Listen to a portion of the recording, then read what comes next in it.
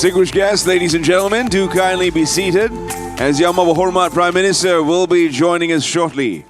Please kindly take your seats, everyone, as we await the arrival of Yang Berhormat Prime Minister, who will be joining us in this hall in just a short moment. And upon the announcement of his arrival, please do kindly rise and do remain standing for the national anthem, Negaraku, which will play shortly thereafter. Thank you for your kind cooperation. We will be starting shortly. Please do find your seats, ladies and gentlemen.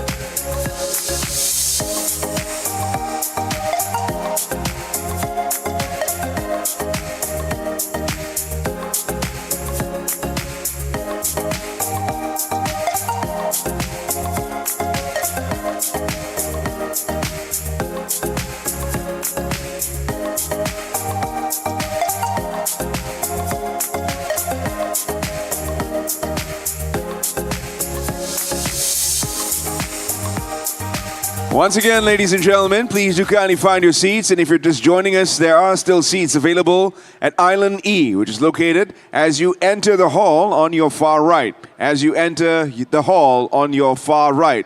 Island E is where dedicated seats for all our delegates and members of the public are still available. So please kindly join us as we will be announcing the arrival of Yang Berhormat Prime Minister in just a short moment. Thank you.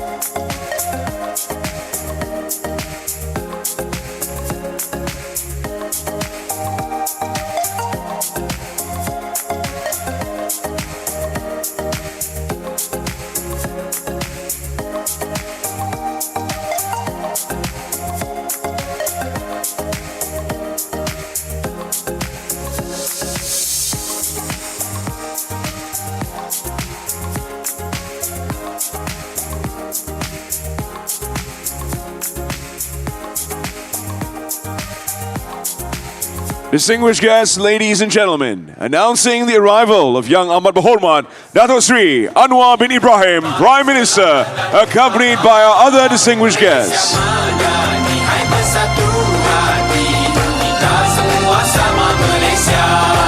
Satu hati walau berbilang bangsa, kan bersama tawa naungannya.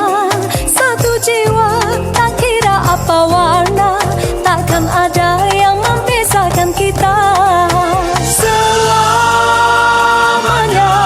Malaysia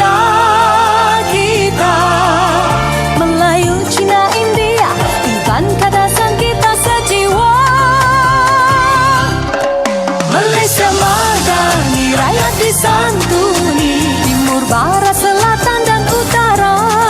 Malaysia madani, hai bersatu hati, kita semua sama Malaysia. Malaysia madani, rakyat disantuni, satukan rasa demi negara. Malaysia madani, hai bersatu hati, kita semua sama Malaysia. Berdiri megah, selamanya kita bersama, warisan takkan binasa. Setia gagah bersama kita merdeka, kita semua anak Malaysia. Selamanya Malaysia, kita Melayu, Cina, India, Iban, Kadasan, kita sejiwa. Malaysia madani, rakyat disantuni, timur, barat, selatan dan utara. Malaysia madani, hai bersatu hati, kita semua sama Malaysia. Hai orang India, berbudi bahasa, lembut langkah tarian indahnya. Hai adan tarian naga, hai Melayu pula macam-macam budaya. Thank you, members of the media. Please kindly clear the main stage as we will be starting soon. Terima kasih kepada rakan-rakan media dipohon kerjasama untuk memberi laluan di pentas utama supaya dapat dimulakan atau cara rasmi. Distinguished guests, ladies and gentlemen, please do kindly remain standing in honor of the national anthem of Malaysia, Negaraku.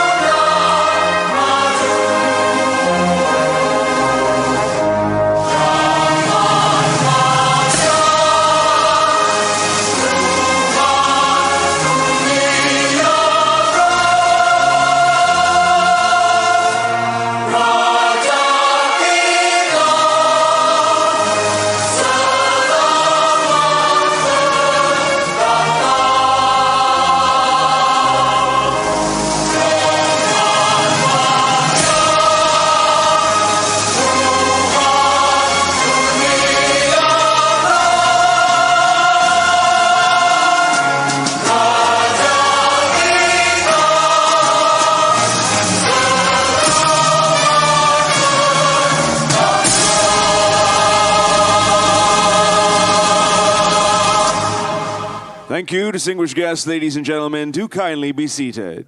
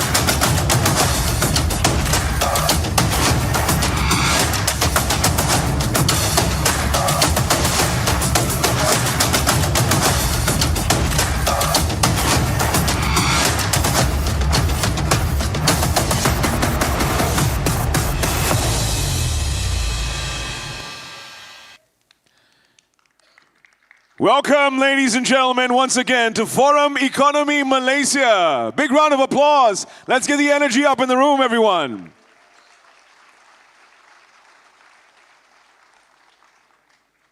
Bismillahirrahmanirrahim. Assalamualaikum warahmatullahi wabarakatuh. Salam sejahtera, salam Malaysia Madani, and a very good afternoon.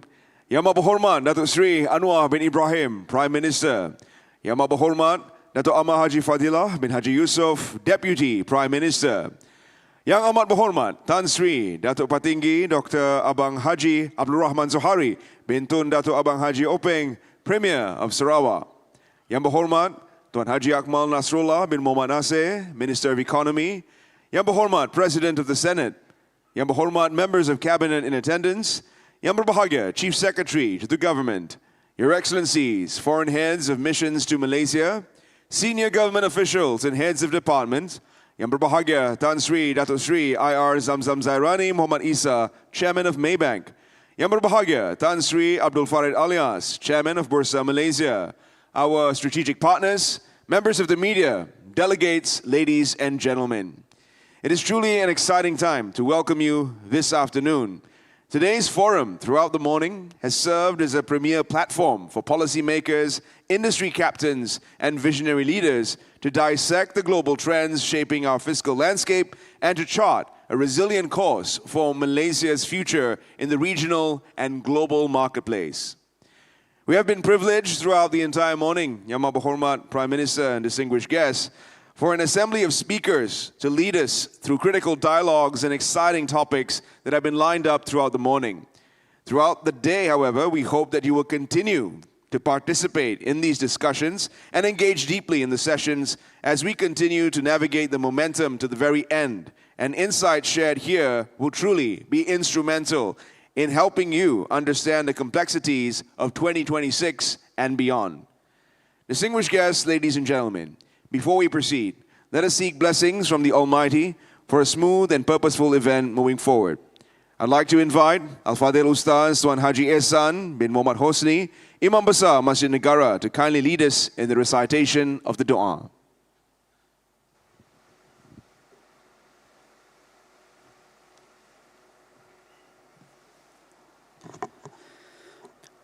أعوذ بالله من الشيطان الرجيم بسم الله الرحمن الرحيم الحمد لله رب العالمين والصلاة والسلام على أشرف الأنبياء والمرسلين وعلى آله وأصحابه أجمعين. We are grateful for your countless blessings and favors which have enabled us to gather at the Malaysia Economic Forum 2026 to be officiated by the Prime Minister of Malaysia. Bestow your blessings upon this event so that it may bring great benefit to the development of our nation, Malaysia. O Allah, the possessor of all knowledge, make the discussion in this forum a starting point for understanding the challenges, seeking solutions, and formulating strategies that are just and inclusive in support of the implementation of the 13th Malaysia Plan.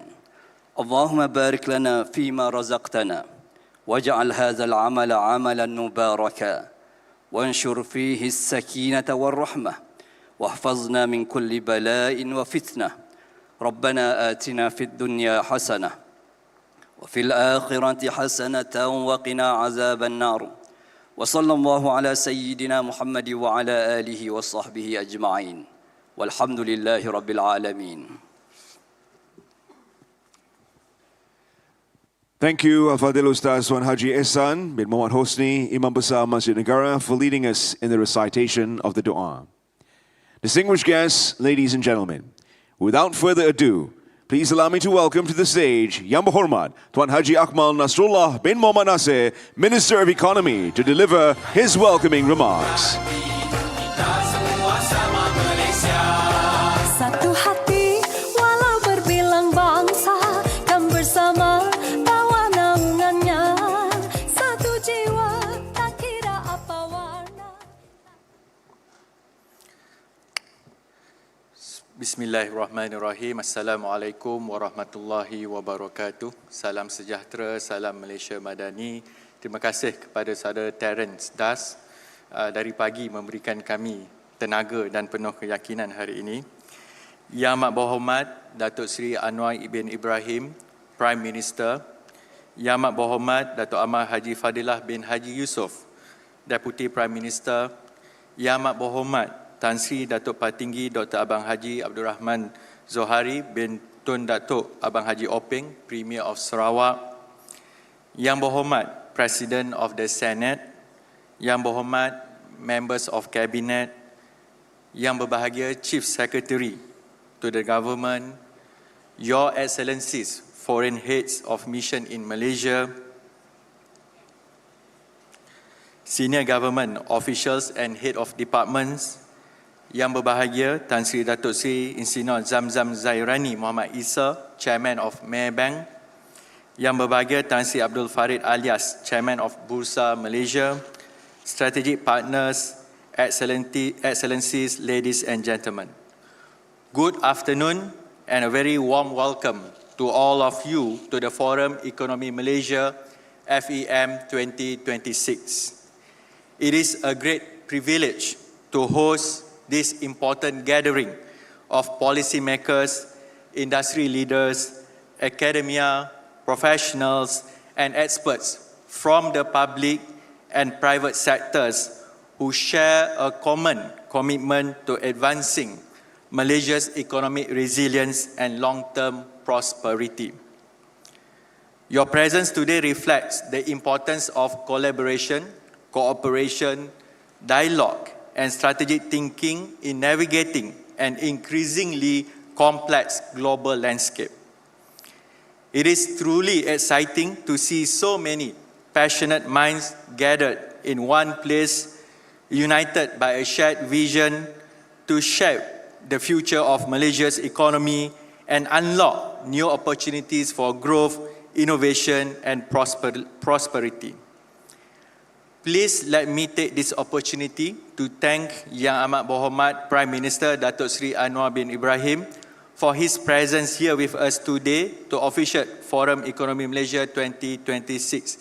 Let us give him a big round of applause. Thank you for your time and commitment, sir.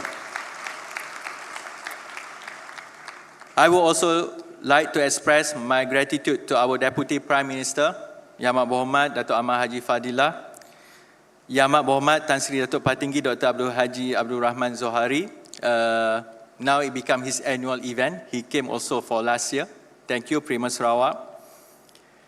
The Cabinet Ministers, Member of Parliament, industry players, academicians, ambassadors and High Commission's representative in Malaysia for attending this annual event. Forum Ekonomi Malaysia began in 2025 as a platform to bring people together, policymakers, business leaders, and experts from all walks of life with a shared goal of shaping Malaysia's economic future.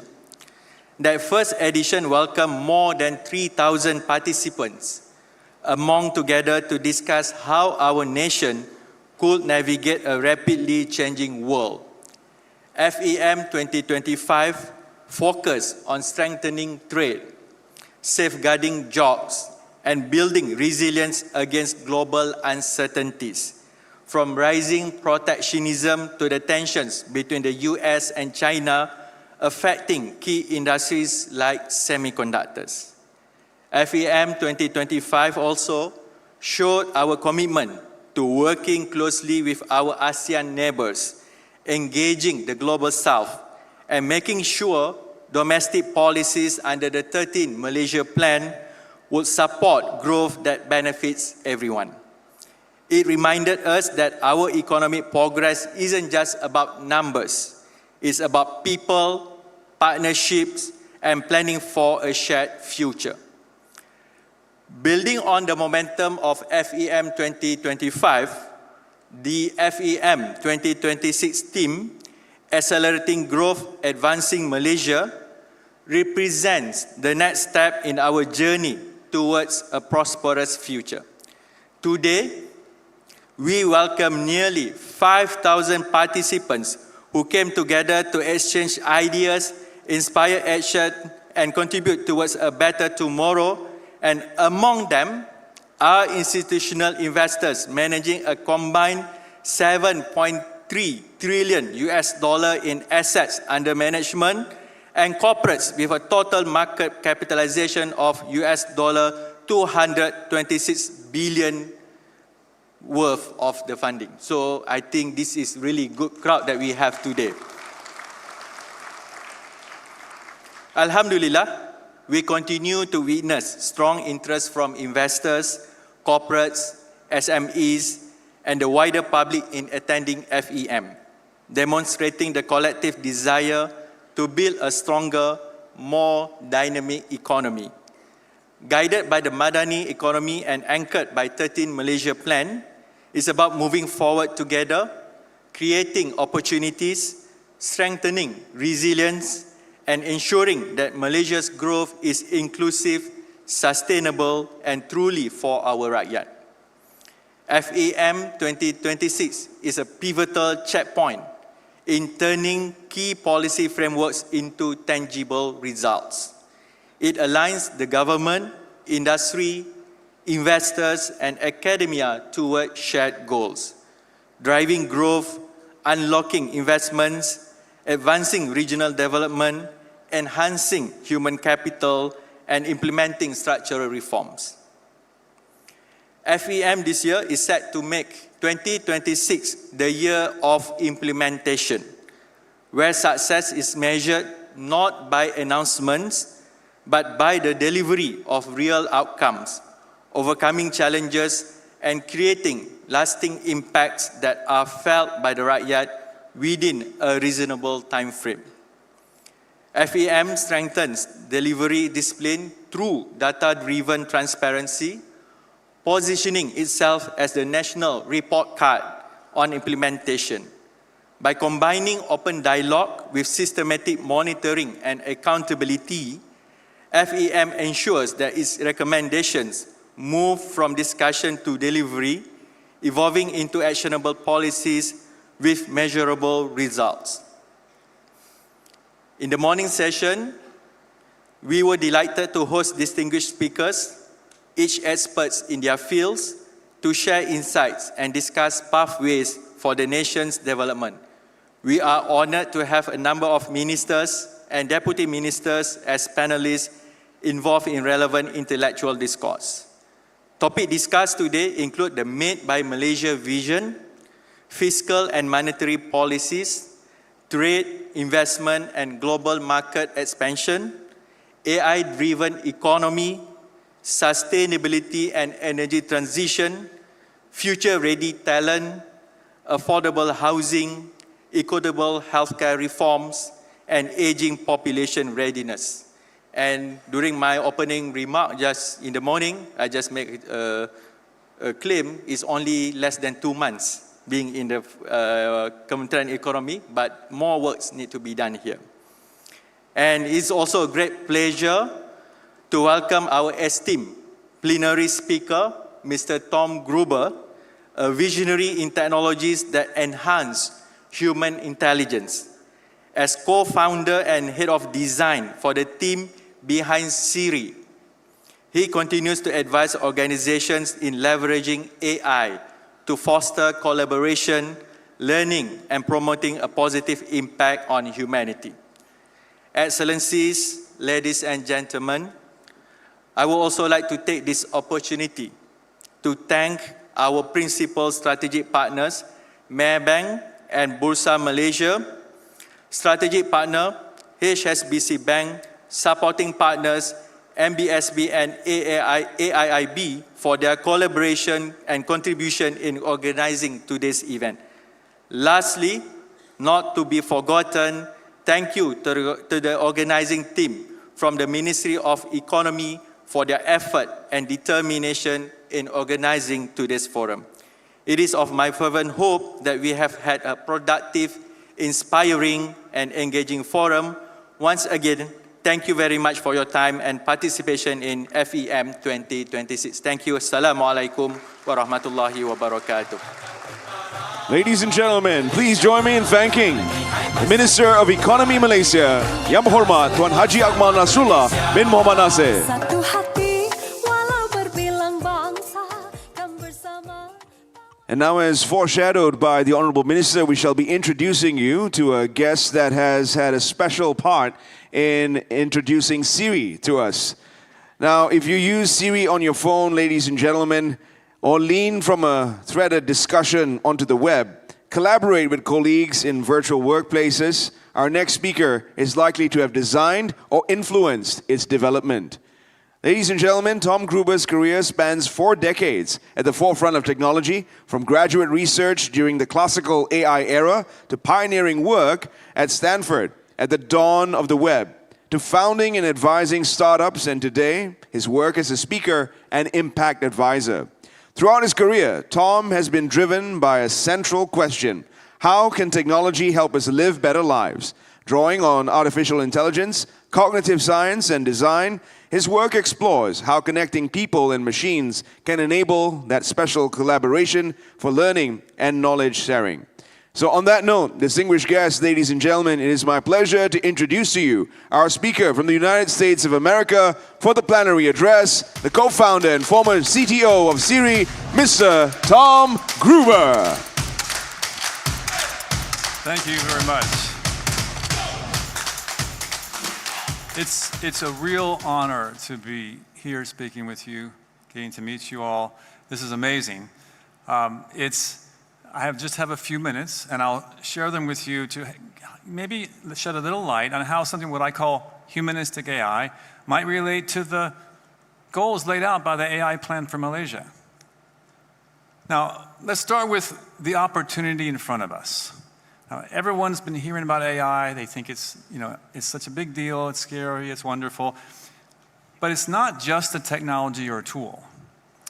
And this is a historic opportunity, really, to transform how we work and how we live and how to create value in the economy. This has never been a possibility in our lifetimes like this. And I promise you, that's not hyperbole. I've been in the AI field for 40 years. And this is an inflection point, truly. And it's a point where essentially right now, good decisions that we make will have enormous impact down the line. Now that impact is well summed up by the phrase, raising the floor, raising the ceiling. Now, while this phrase has broader meaning in the context of overall economic growth and development, I think it really does fit well to talk about the significance of AI today and the opportunities for Malaysia. So, because what does that mean, raise the floor, raise the ceiling? AI can raise the floor for those who can use the technology to create new products and businesses. And in a sense, there's so many ways to do something with AI, and so many more people can use it than ever before. It gives everyone a higher starting point to start doing increasingly interesting things with the technology. And in fact, in short, it democratizes the means of production in a way that no technology has ever done before. Now, AI can raise the ceiling of what's possible in the sense that people can do more now with this technology than they've ever been able to do. And I'll give you examples. Let's go a little deeper into these ideas. So this metaphor of raising the floor, it means that not just big companies or companies that are well established or companies that are in some other country are the players anymore. We're all players. More companies, more individuals within companies, even consumers can now do amazing creative things with AI. And why is that? Well, first of all, there's a foundational infrastructure for AI. The language models, the ability for it to do speech and language understanding, to be able to generate images and videos and so on. Now that is a starting point that we can all start from. And that's very expensive to make, and somebody else already made it for us. Mostly these big companies in the US. And so, secondly, that means that startup companies or established vertical companies or even individuals can build applications on top of this foundation. Now, this is unprecedented. I've been doing startups for 40 years, and most of the time there's hard things to overcome. You have to get capital and labor and a bunch of hard technology. Now we're seeing the opportunity for people to do exciting new things because some very breakthrough AI technologies are solved. And now we can get on with solving the human problems that we're trying to do with our applications. And it's also worth mentioning that the value creation from technical innovation doesn't just come from startups. I keep using the startups because I'm a startup kind of person, but individuals, startups, small companies, verticals, it's not in isolation. The success stories we're seeing, and we're going to see more, are collaborations between industry and academia and government. Now, let's talk about raising the ceiling, that metaphor. Well, many of the important problems that we've always tried to solve and have been struggling with, even using AI over the decades, are now in range because we can augment human cognition with automation. Now, the problems I'm optimistic about include things like giving every child in the world a world-class education. It has formerly been limited by how many teachers and professional instructors are there in the world, and how well is the education distributed. What about providing effective behavioral health counseling and mental health care for the people who need it all over the world? That's also been limited by a lack of human expertise at scale.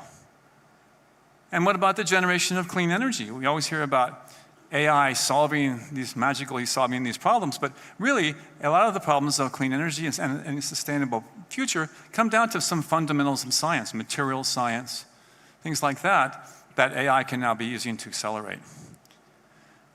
And this means that basically the ceiling is so high now that people with moderate technical skill and moderate amounts of capital are now able to do really big things.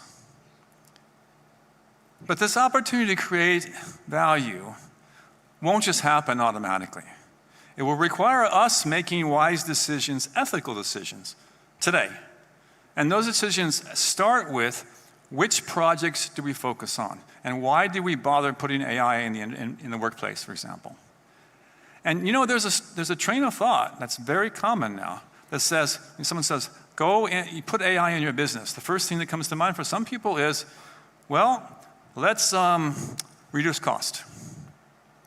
Now, reducing cost is essentially saying that the purpose of AI is to replace humans. And automating human labor is a thing. I can see the value in that. It's not, in my view, it shouldn't be a goal. It might be a means to some end, but when people take it as a goal, it doesn't always work out so well. Because it puts the machine at the center of value creation, when in fact people should be. Now, there are some tasks that are definitely better handled by machines, like operating dangerous equipment on a factory floor, or I hope driving cars, because we're not very good at it. But really, the idea is, let's not think of this as a goal of AI. Let's think of another way of a goal of an AI. And that's the view what I call humanistic AI. And that's basically saying the reason we should do AI and how we should choose the ethical basis for choosing projects to do should be based on, do they help humans meet a human need primarily? Do they help humans do things that humans want to do? And normally, it turns out that the way AI is used to do that is either by augmenting the cognition of humans, making us smarter at scale, or collaborating with us, adding to our workforce by helping us. And this, as I said, is called humanistic AI. And I'm going to give you a few examples. We're going to see, though, what's interesting is if you choose to make a humanistic AI application, which meets a human need, not just cutting costs, and is doing so by collaborating with people rather than automating their jobs or augmenting their brain, well, that can be done on this rising foundation, this rising floor. And these are the kind of applications that can create outsized benefit. So there's no trade-off doing humanistic AI with productivity or growth or value. In fact, I think the opposite is true. Now, let me give you an example. This might not be the first thing you would think of when you heard the word humanistic, but the founders of Siri were quite clear that we were dedicating our careers to augmenting human intelligence. It wasn't about making, say, an assistant replacing machine. Because most of us don't have virtual assistants. So really, that's not the case. Yeah? Really, when Siri was created, think back, it's a long time ago now, in the late 2000s, 2008. Okay? So for those of us who were around digital back then, there was something called Web 2.0. So this is when Google Maps was created, when Wikipedia was created, when all these things were created that essentially are the product of us collaborating together on the web to create these enormous new resources. These were places where you could find a restaurant review or movies and so on. And yet, the only way you could use all of that bounty is 10 fingers, a big screen, and an internet connection. And then along comes, in 2007, iPhone 1. And we thought, 10 fingers, big screen, not there. Right? We need something new. And if we're going to create a new interface paradigm for the mobile era, let's go ahead and go to our big vision of making an interface to AI. Because really, the best way to solve that problem is to get rid of the interface in general. And just say, all you have to do is talk, say what you want in your language, and have it figure out what you mean. And this basically was augmenting our users. If you're out and about and you want to book a movie or you're a restaurant or you want to you can't actually go and stare at your phone and tap on it. It's not safe if you're in the car driving, and most of the time we just can't. So what we're doing is essentially augmenting the mobile user. Now, this was, in fact, an example of rising floor. The floor was rising differently back then. But we were able to build on the shoulders of some giants. Well, first of all, understand that Siri, most people think Siri was built by Apple. It was built by 24 people at the end. It started with 4 or 5, 6, 7, and 24 people by the time Apple bought us. We built the whole thing. It worked. Okay? And a few weeks after it was launched, Steve Jobs gave us a call, said, please come join. It was also built in 2 years. You can talk to me after about the amount of money, but not very much money in today's terms. And of course, today, I'm really proud to see that it's still used billions of times a day. We kind of hit the mainstream. Now, how could a small team reach a big impact? Okay, this is the question, because I think this is relevant to the question here. How can a small company or a country full of small businesses, not the dominant players like Microsoft and Google and so on. If you're not Microsoft and Google, how are you going to compete? Well, don't behave like them. Behave like a startup. And I think this is what we see. Now, so there's some lessons from Siri that we're going to see apply today. So essentially what happened is, looking back, Siri was able to do this thing not because we were geniuses or something, and we weren't, and not because the idea was brilliant. It was not a new idea. It's because we recognized that it was the time to exploit 3 key technologies that just was coming along. First of all, you've seen exponential curves a lot with AI these days, right? Well, there was an exponential curve for bandwidth right when we started it. The left curve is the curve of hardwired, cables to your phone and to your house, that kind of thing. The second one, the green curve, is the exponential rise of mobile bandwidth. The number of people online and so on using mobile to get to the internet. And we caught it right at the beginning, but we predicted that this would happen, and therefore there would be demand. The second thing was, well, AI was one of our technologies. It was what they call good old-fashioned AI and statistical speech recognition. And what we did is made a bet. We said, look, it's kind of early, but it's good enough.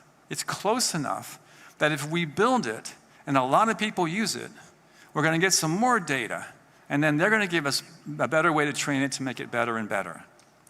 And yeah, when it first started out, it was fun to watch the comedians make fun of Siri because it would make mistakes. And we actually put a lot of work into making Siri funny about being dumb.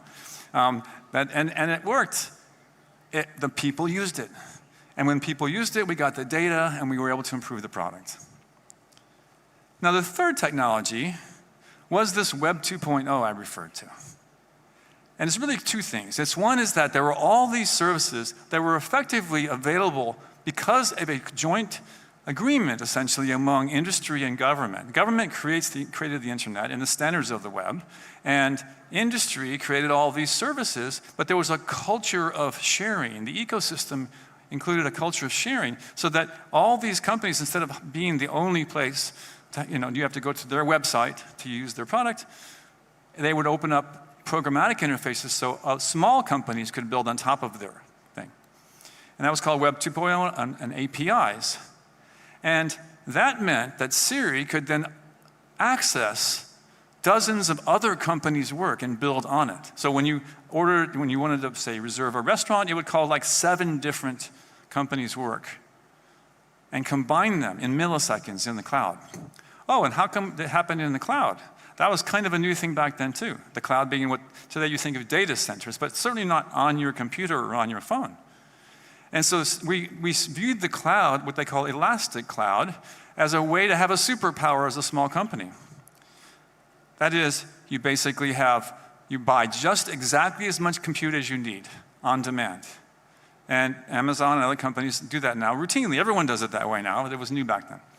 So this combination of this Web 2.0 culture, the open standards created by industry and academia, this infrastructure of the elastic cloud, it allowed us to compete with all the big companies. In fact, we competed with Google literally that year. And what we ended up with was this metaphor or this paradigm called big think, small screen, where you have a tiny little interface in your hand and a very big collection of AI programs in the sky or in the cloud. And that's the secret to competing then. And guess what? It's kind of the way it works now. Because today we have the same conversational interface paradigm. We have conversational interactions on a phone or maybe a PIN or voice only or whatever, but relatively small conversational interface. That's through ChatGPT or your favorite AI. But the cloud part has gotten much, much smarter. Now we have really big language models and so on.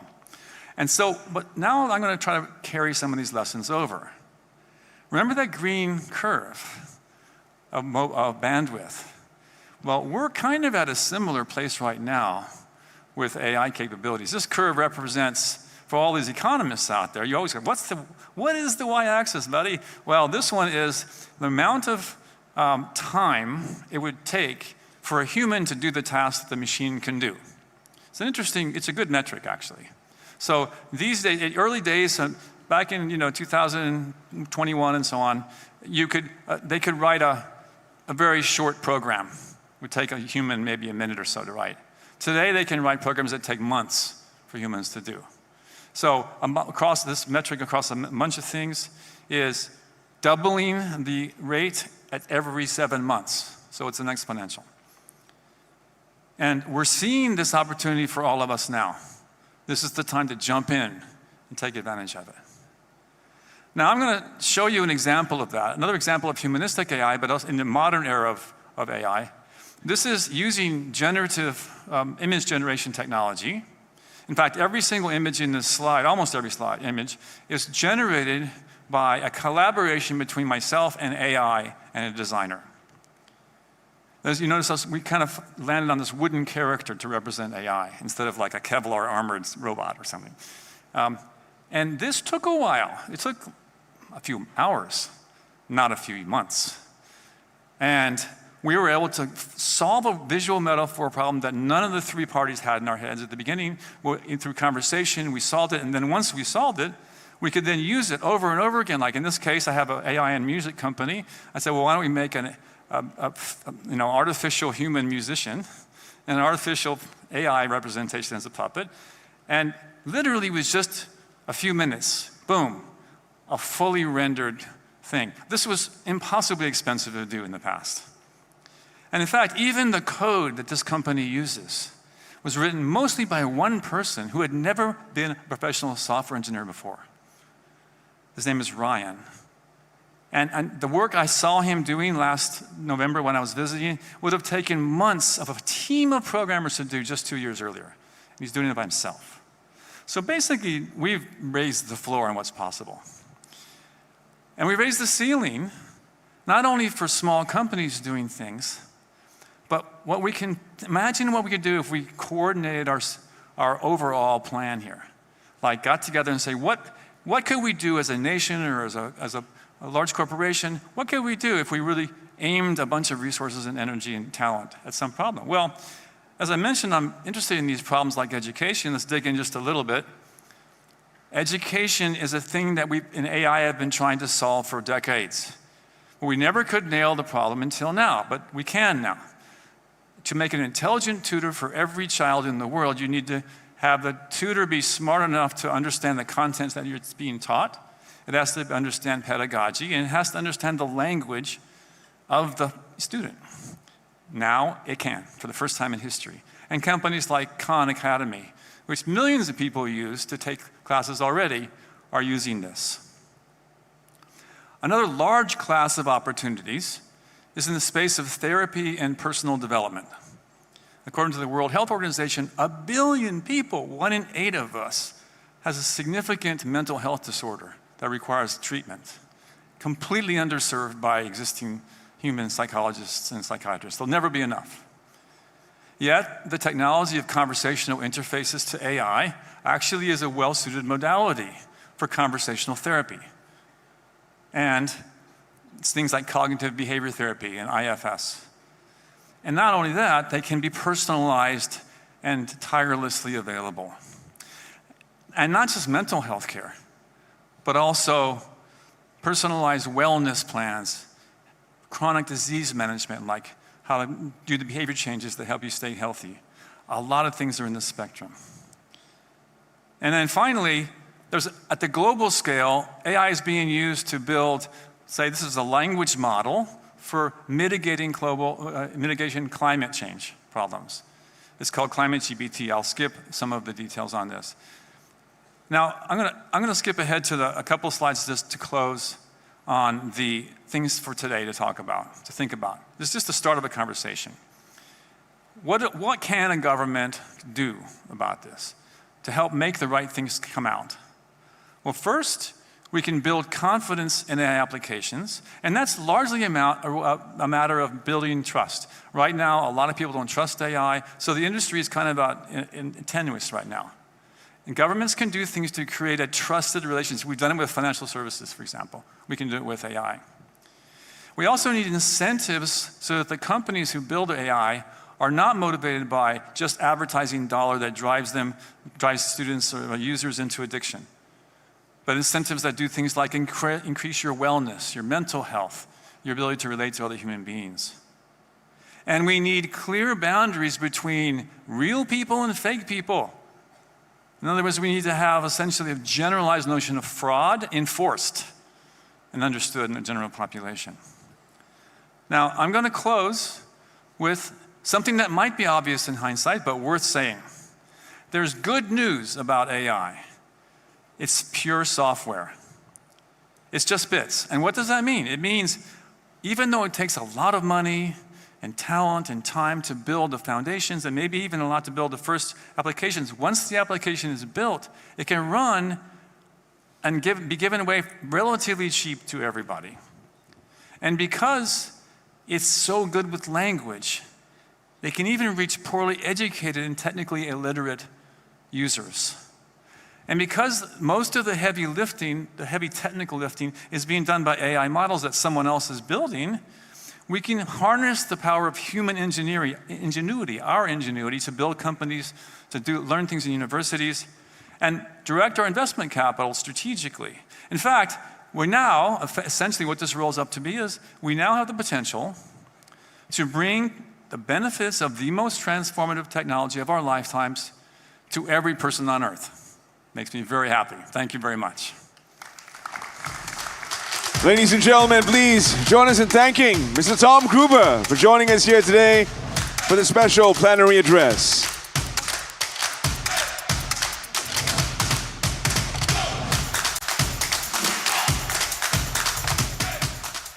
And now, distinguished guests, ladies and gentlemen, to deliver the keynote address, please put your hands together and help me welcome to the stage Yang Amat Berhormat Datuk Seri Anwar bin Ibrahim, Prime Minister. Barat, selatan dan utara, Malaysia madani, hai bersatu hati, kita semua sama Malaysia. Satu hati walau berbilang bangsa. Assalamualaikum warahmatullahi wabarakatuh dan salam sejahtera. Alhamdulillah, nahmaduhu wa nusalli ala rasulil karim. Saudara TPM Datuk Seri Fadilah, Saudara Premier Abang Jo, Menteri-Menteri, khususnya Menteri Ekonomi dan pasukan Kementerian Ekonomi, rakan-rakan yang saya muliakan.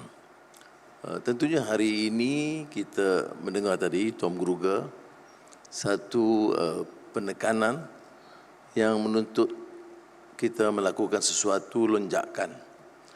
Dan saya tentunya bersama rakan-rakan merasa lega kerana kita di tapak yang sesuai dan wajar mengerahkan seluruh kekuatan dalam negara kita untuk memusatkan perhatian ke arah pertumbuhan ekonomi dengan yang lebih rancak, tahap kepesatan dan kelajuan yang lebih meyakinkan. Dan sebab itu Forum Ekonomi Malaysia ini bagi saya satu juga ruang untuk kita bahas secara terbuka, kerana isu-isu ini bukan isu yang sudah ditanggapi sebelumnya. Ini isu-isu yang berubah dengan pesat.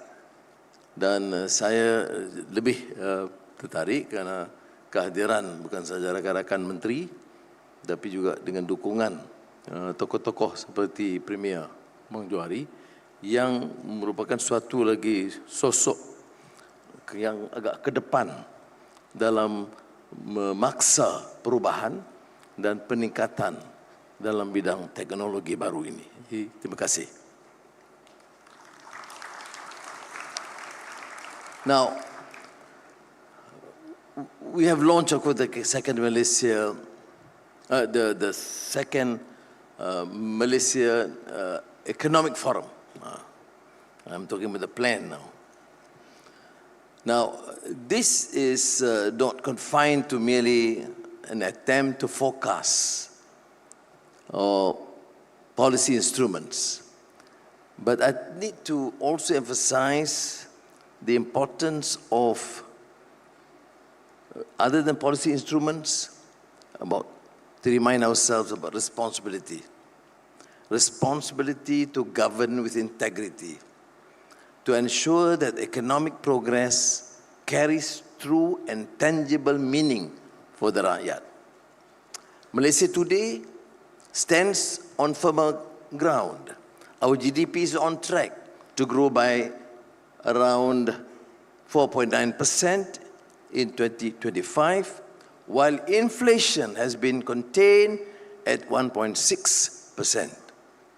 Investment confidence is returning. These are encouraging signs reflecting disciplined fiscal management and a renewed sense of seriousness in governance. This progress did not come about by chance. It reflects a deliberate effort to restore trust in public finances, credibility in institutions, and integrity in the exercise of power. Confidence does not respond to slogans or short-term measures.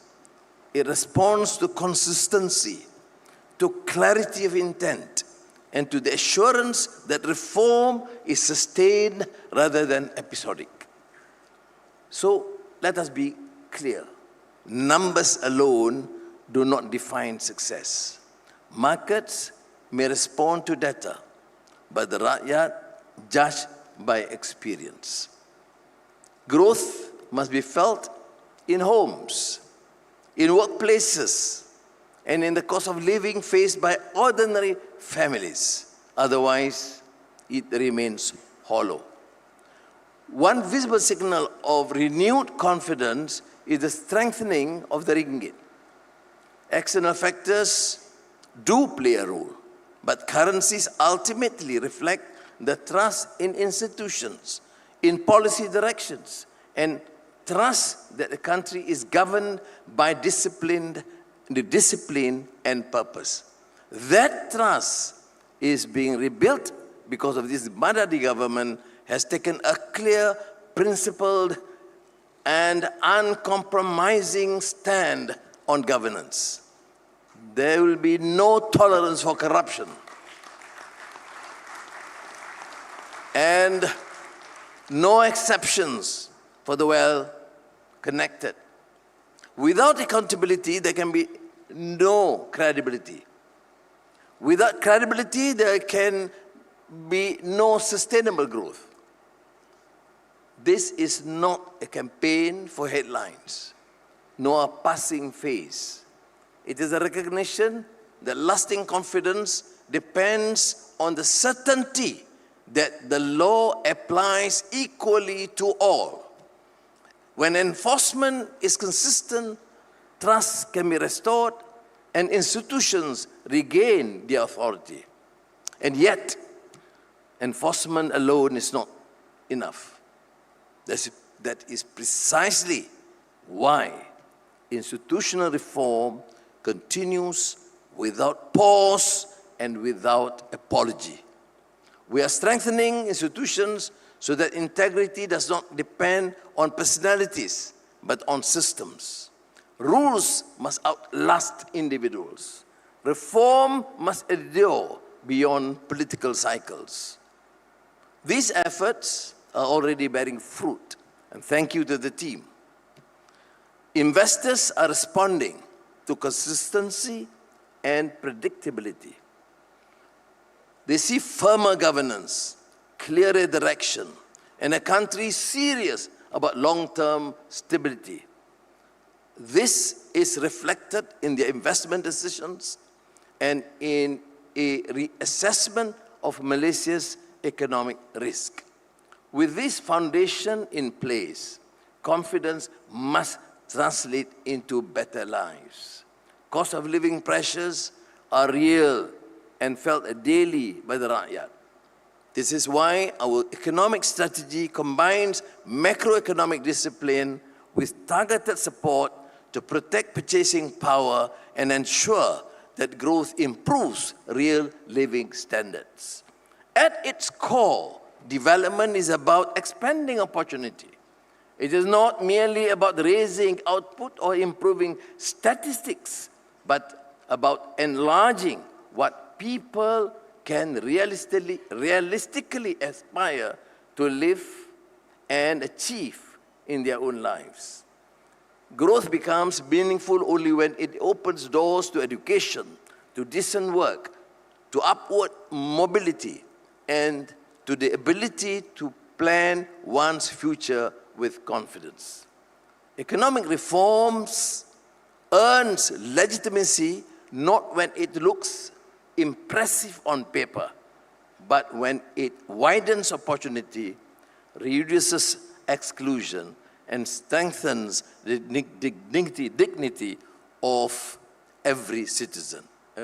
Put a reminder for Akmal and the team here. Education remains central to this mission. It is the most powerful equalizer.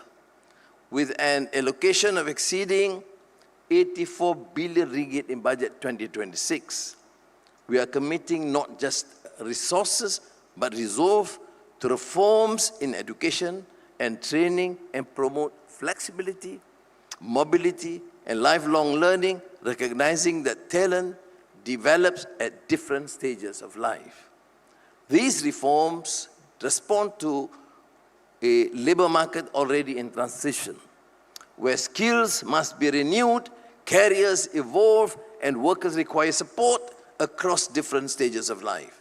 Education today must equip Malaysians not only with knowledge, but with adaptability, resilience, and the confidence to navigate change. Technology makes this urgency unmistakable. Artificial intelligence is reshaping work and industry. The question is not whether change will come, but whether we are prepared. Whether technology widens opportunity or deepens inequality depends on how choices we make now. Ladies and gentlemen, growth must also be broad-based. Concentration benefits no one in the long run. Regional development, support for small and medium enterprises, and higher value tourism services are essential to building a resilient economy where progress is shared more widely. At the same time, prosperity requires security in life's essentials: healthcare, housing, and preparation for an aging society are not peripheral concerns. They go to the heart of dignity and social stability. A nation cannot strive if its people live in fear of illness, insecurity, or neglect. The same discipline and long-term thinking guide our approach to climate and industrial policy. Energy transition is no longer optional. It is a practical response to changing global markets and rising expectations. To succeed, investors require clear rules. Exporters must adjust, and institutions must provide stability. As Parliament prepares to consider the climate change bill, we will pursue this transition in a manner that is orderly, evidence-based, and firmly anchored in national interest. Ladies and gentlemen, I'm sounding a bit too serious. Let me conclude. Over 1,000 years ago, Al-Farabi reminded us that leadership is a moral obligation to create the conditions for human flourishing and to restore balance when it is lost. This Madani government takes that obligation seriously. We will not retreat from reform, and we will not compromise on integrity.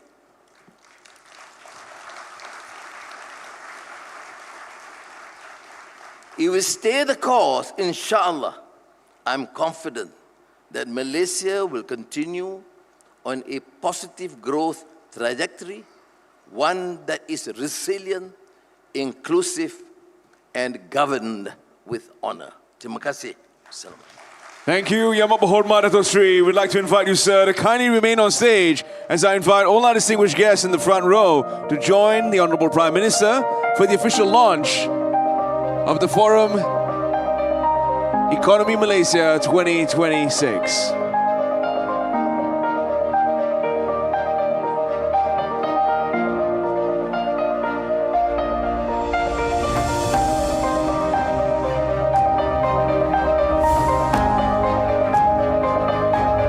To officiate the launch this afternoon, we'd like to invite Yang Amat Berhormat Dato' Sri Anwar bin Ibrahim to kindly insert the acrylic key in place to initiate the launch sequence.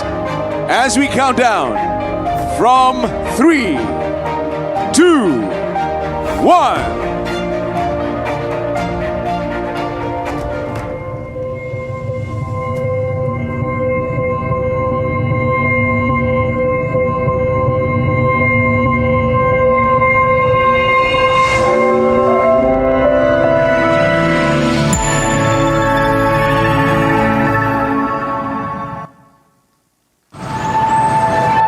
Of uncertainty, Malaysia chose discipline. We tightened the belt, we stabilized the core, we weathered challenges and stood strong. Now we shift gears. We are no longer just a factory, we are the creators, a digital tiger, powering a green revolution, from assembling the future to designing it. But numbers on a screen mean nothing without people. Growth must build a roof over your head. As we accelerate growth as an aging nation, it must promise us care, security, dignity. This is the Madani economy, high tech with high touch. The plan is in motion. Welcome to the acceleration.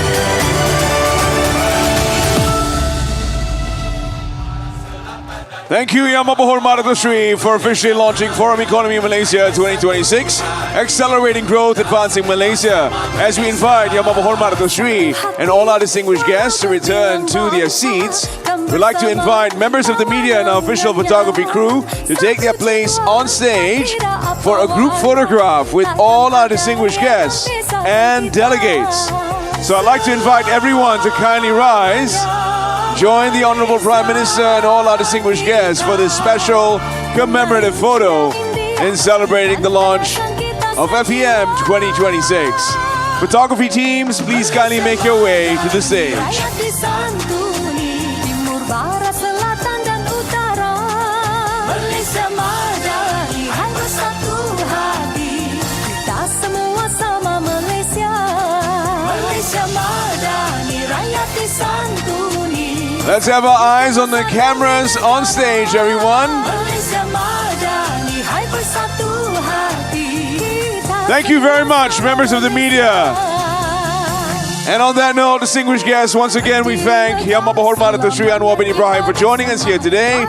And I'd like to announce the departure of Yang Berhormat Datuk Seri Anwar bin Ibrahim, Prime Minister and all our distinguished guests, as they make their way to the networking session.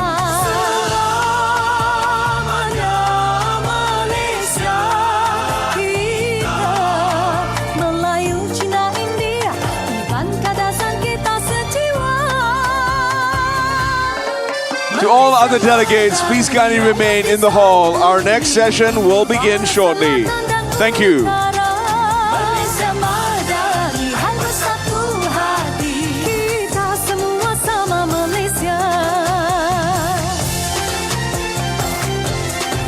Hai orang India berbudi bahasa, lembut langkah tarian indahnya. Hai adan tarian naga. As our Prime Minister and other distinguished guests make their way to the exit, we want to kindly remind everyone that our next session is on fiscal consolidation, fiscal and monetary policies, which will be taking place on stage. Our panelists are Yang Berhormat Senator Datuk Seri Amir Hamzah Azizan, Minister of Finance 2, and Datuk Seri Abdul Rashid Ghaffur, Governor of Bank Negara Malaysia. They'll be discussing fiscal and monetary policy alongside our moderator, Datuk Fadil Muhammad, CEO of Bursa Malaysia. Barat, selatan dan utara, Malaysia madani, hai bersatu hati. Kita semua sama Malaysia. Malaysia madani, rakyat disantuni. Satukan rasa demi negara. Malaysia madani, hai bersatu hati. Kita semua sama Malaysia. Kita semua sama Malaysia.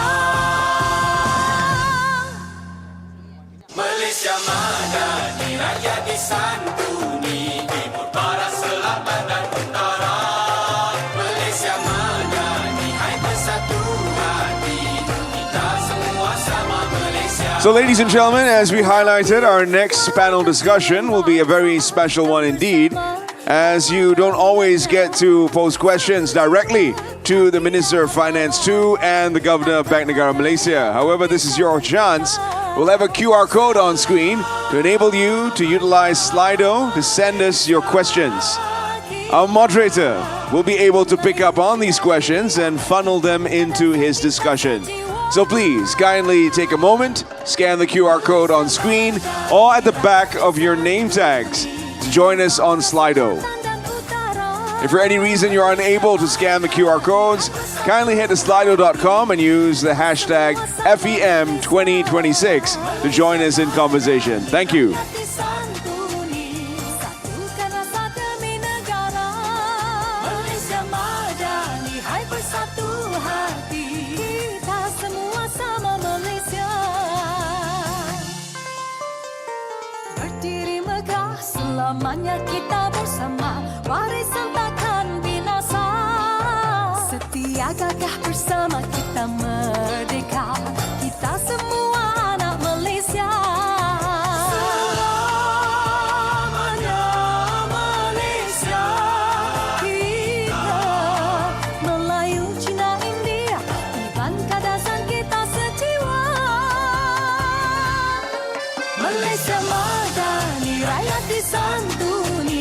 As we head into our next panel discussion on fiscal and monetary policy, ladies and gentlemen, we've been having numerous exciting discussions throughout the morning. And we'd like to quickly remind you of the highlights and takeaways from said discussions via this next video compiling all the conversations from our morning sessions. We direct your attention to the screen.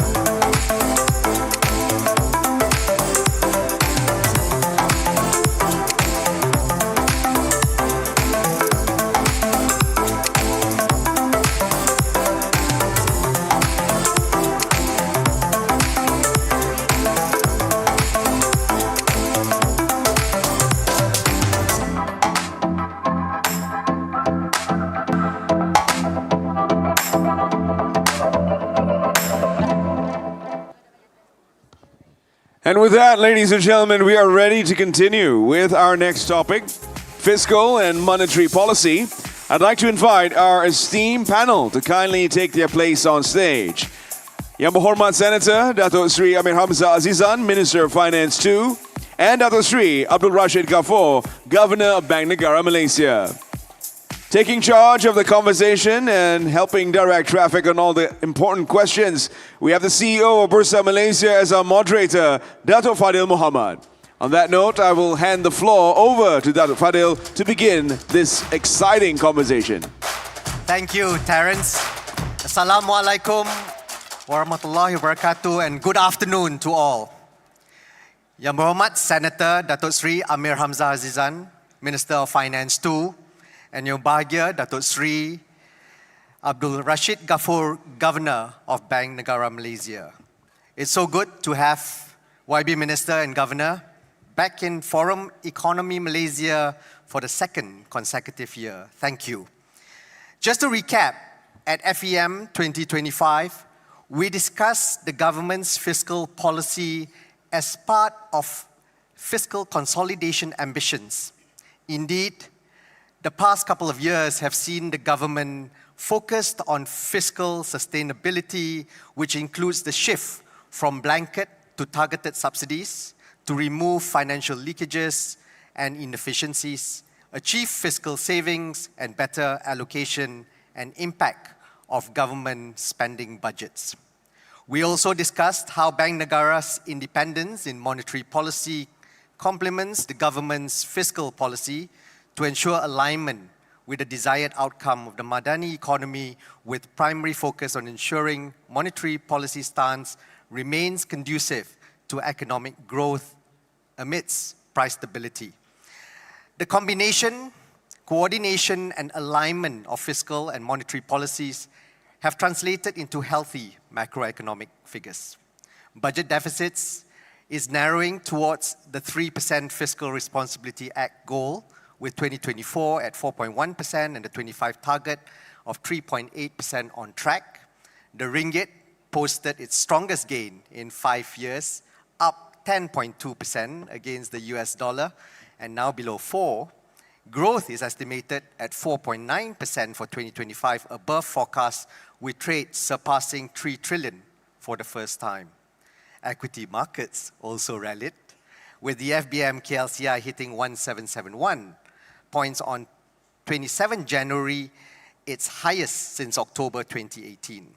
These gains were achieved despite a volatile global backdrop, reflecting in part the support from Malaysia's political stability and clear policy direction. Before we proceed, I would like to invite members of the audience to type in your questions on Slido via the QR code at the back of your name tags. I'll do my best to weave in your questions where possible. YB Minister and Yang Berhormat Governor, Yang Berbahagia Governor, can you share with us your thoughts for 2026? the outlook as well as challenges in light of continued uncertainties in US trade policies and geopolitical developments. What are the key risks to Malaysia's economic growth in 2026, projected to be between 4 to 4.5%, and what are the opportunities? Perhaps I could start with Minister. Thank you, Dr. Fadil. First and foremost, rather than we focus too much on the risk first, let me put things in perspective so far. I think the Madagani government has been in power for about 3 years now, and because we have a clear framework and stability, we've been able to do quite a lot of reform that's anchored Malaysia in its way forward. And I think a lot of people have kind of forgotten that it needed the space and stability so that policy can be translated in executing the transformation of the economy. So again, earlier today, Tom was talking and using the same phrases that the Ekonomi Madani framework actually anchors on in terms of raising the ceiling and raising the floor. And I think those are important concepts because what we need to do is actually to transition Malaysia to a different space as we move forward. And fundamentally, our goal is actually to make Malaysia a high-income nation. By 2030, it's anchored into the 13th Malaysia Plan. So in order to do that, there must be substantive change that needs to happen within the country. Yeah? And if you look at what we've been doing today, we start first by securing the base. And securing the base meant that we had to address fiscal reform.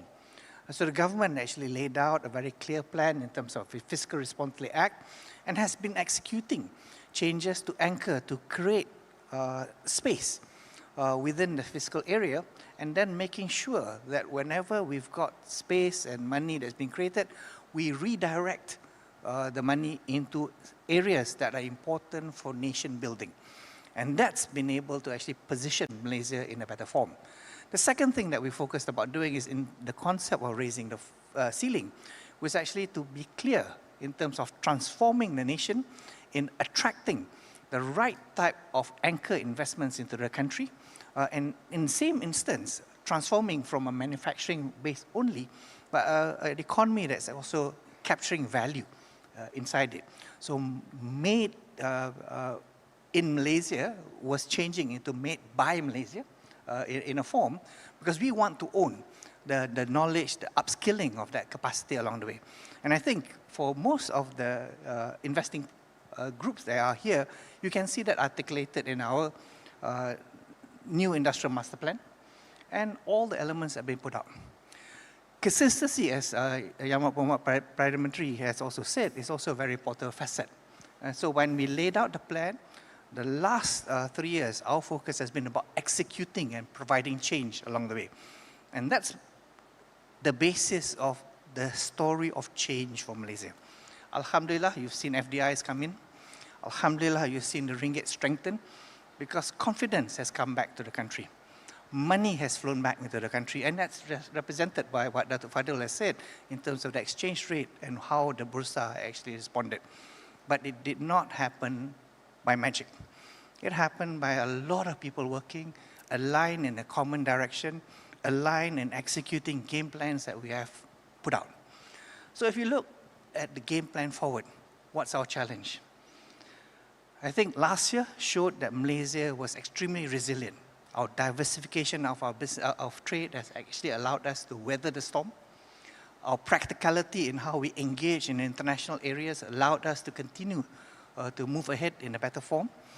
And the ability for us to garner FDIs coming in has also made us a much more resilient economy. Going forward, we need more of that. So the challenge is move and focus the country in the transformation journey by anchoring in and building on this foundation. At the same time, the Prime Minister also said another important thing. While headline numbers can be nice, but what we need to make sure is that the transformation and success translates down to the rakyat in a better form. And that's the second tenet of what we're doing in the Ekonomi Madani framework, to lift the floor, to make sure every single Malaysian gets the benefit of change. And that has translated itself in terms of improved wages, employability, increase of living standards that's coming in, and at times, enhancing our support mechanisms so that we protect those people who are most vulnerable along the way. So in essence, my message to you is Malaysia's plan is clear. We know what we want to do, and we've shown that we've got capacity and resilience to anchor it on. The world is still a very challenging place, but as long as we execute and we do things in the right form, and as long as clarity and stability, we can push the nation ahead in its transformation journey. Thank you. Thank you, Minister. Governor, your thoughts? Perhaps also to touch on inflation. Sure. Thank you, Fadil. Thank you. Thank you, everyone, for being here today. Let me just share in terms of how do I see 2026. We had a good start, I would say, because last year, based on the fourth quarter advanced estimate, we should be growing about 4.9%. And this is in the upper hand of our initial forecast. In fact, it even went above our forecast range at 4.9%. So all the engines of the economy is firing. You look in terms of consumption. It's being supported by labor participation that's high, participated by the high increase in wages, and also with the support from the government's policy measures. And we see unemployment is at the lowest right now, it's about 3%. So this means consumption will continue to be supported even as we enter into 2026. Second is investment. We had an investment upcycle since 2023. And the kind of investment that we're getting right now are the high quality investments, which creates high value added activity, which creates high income jobs. And again, this will support consumption as well. And third is that external sector. Despite the tariff and the trade disruption, our external sector grows well. For example, if you look in terms of the export continues to grow and demand continues to be there, especially for the E&E sector. We see that the AI industry growth has supported our E&E sector in terms of demand. In fact, when we have engagement on the ground with the companies, we do see strong order books for the E&E as well. And why is this so? It's because our E&E is actually well plugged into the global value chains for AI itself. So these are the factors that will drive growth for this year. In addition to that, we've got tourism as well. In fact, if you look at the data point of tourism arrival from January to October last year, it has surpassed the number of tourism that we received in 2023. In fact, it has surpassed what we saw before the pandemic itself. And one important point here is that even the per capita spending by the tourists has also been higher than what we saw during the pandemic. And all these factors will continue to support growth in 2026 as well. So that's one. Second is that we have strong fundamentals. The Minister mentioned about the diversified economy, diversified export market, we've got a strong banking sector to support intermediation, and we've got strong external sector as well. So this will continue to support us as well. And the AI boom will definitely continue to provide demand for our E&E sector. And what I would say in terms of risk, we know there's a lot of uncertainty. So I would say that we are cautiously optimistic of 2026, while we do see the tailwinds coming in, but of course there's a lot of uncertainty there. So what's important for us is to ensure that we provide a conducive environment from monetary stability and financial stability for us to be able to achieve sustainable growth. You mentioned about inflation. Last year's inflation, December was 1.6%, and over the years, for 2025, is about 1.4%. And for this year, we expect it to continue to moderate as well, given the moderating global cost conditions. And like last year, although we projected earlier on inflation to be higher, but if you look in terms of how the policy design, especially for the subsidy rationalization, it was designed in such a way that it has managed or contained inflationary pressure. And third is in terms of the monetary policy. Monetary policy provides, at the moment, in terms of supportive of growth and appropriate for the economy, and it does not create excessive demand for the economy. Hence, that's where the inflation remains anchored. And this will continue into this year as well. I'll stop there. Thank you, Governor. Minister, if I could come back to you. Key fiscal measures the past 2-3 years were tax measures and reforms and subsidy rationalization alongside the passage of the government procurement bill. what's the focus for fiscal reforms and consolidation now? I think the reality is what we needed to do was we needed to get our hands on making sure fiscal reform was solid in Malaysia, because it is important that we created a base that we can all stand on. Therefore, the early stages of the the Madani government was focused about how do we make sure two things happen. One is efficiency of how we spend, yeah, and controlling expenditure as much as we can so that we don't allow debt to balloon out of hand. Second was to relook again at our fundamental policies and to make sure they were actually used in right form. So therefore, when we looked at the subsidy rationalization program, what we did was we didn't remove subsidies. What we did was we redirected subsidies to the right pockets of the economy, and we reduced leakages that were going into the system. This way, the people who needed help were still given support along the way. And as Governor says, that's also helped us to make sure that inflation is actually contained in the country. But where there were leakages, where the arbitrage is allowing other people to profit from things that we had, we closed the door on that side. And therefore, the subsidy savings that we actually got, we allowed it to be repumped back into the economy to stimulate growth into the future. So again, so directionally, what we're seeing today is that the tax reforms that we've been doing has been a very, very good base of pushing ahead. But going forward, what we need to do is to take the next leap. And the next leap is about making sure it's efficient. That's why the concept of what we're doing in terms of e-invoicing was important, to make sure clarity is done in terms of financial transactions in the country so that we can plug leakages as it go on. Make sure that, that the leakages that occur in terms of procurement and so on are closed off, so the savings that we actually get strengthens the balance sheet of the country and also redirected into right segments of growth for the economy. Going forward also, we have been clear, there are key segments of growth that Malaysia needs to participate in. In order to do that, what we need to do as a government is actually to support that growth. Some of it comes in from allocation directly from the government. That's why you will see from the budget 2026, we had a bigger and expansionary budget.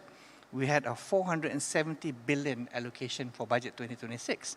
And part of that is supported by our government-linked investment companies and also our statutory bodies, which we deployed capital to make sure that they can also help Malaysia grow in a better form. Second, in terms of the clarity plan, the approaches that we do in attracting FDI so that we push the type of investments towards high value-added growth. Because we need to secure a better path ahead, differentiate ourselves from the rest of the countries along the way, and actually capture better value along the way. So the focus for the country now is how do we make sure that translates? How do we make sure that the engine of bringing FDI continues to churn in a better form? And when FDI comes in, how do you make sure they translate on the ground by actually converting it to real products that actually goes out?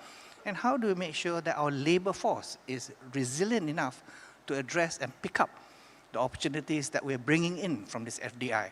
And in that instance also, lift the floor by making sure wages come up in the country so that there is better welfare for the rakyat.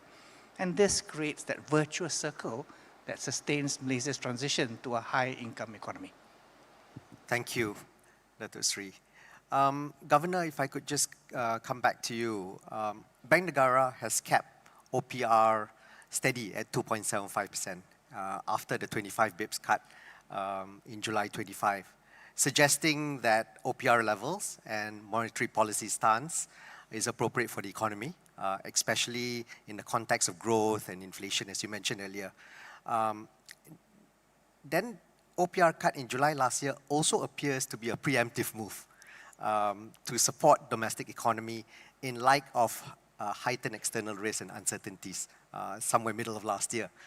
And BNM has repeatedly said that OPR is a policy tool that cannot be expected to address all issues and challenges facing the economy. So perhaps, Government, can you give us some examples and elaborate on what other policy tools and levers at BNM's disposal to complement the OPR, especially with regards to managing liquidity, ensuring access to funding, promoting financing, economic restructuring, and of course, sustainability? Thank you for the question. You're right. I think the July OPR cut was a preemptive cut because of the uncertainty environment that we saw during that period of time. And it was more to provide, I would say, an insurance cut so that I think we can maintain our growth path for the year and as we go into 2026. And you know, monetary policy works with a lag, at least for 2 years. So that's why we are still experiencing the impact from the cut that we had in July, and it's still trickling into the economy. As you rightly pointed out, monetary policy is a very blunt tool, and it may not be appropriate for all issues or challenges that we face. So that's why monetary policy works best when it's complemented with many other policy tools. Fiscal is definitely one of them. There are certain areas where fiscal can come in with a more targeted policy to help, for example, income of the people. For example, you know the cost of living issue, and how do we try to increase the income of the rakyat? So that's where fiscal can come in. In addition to that, there are always other tools that we also have.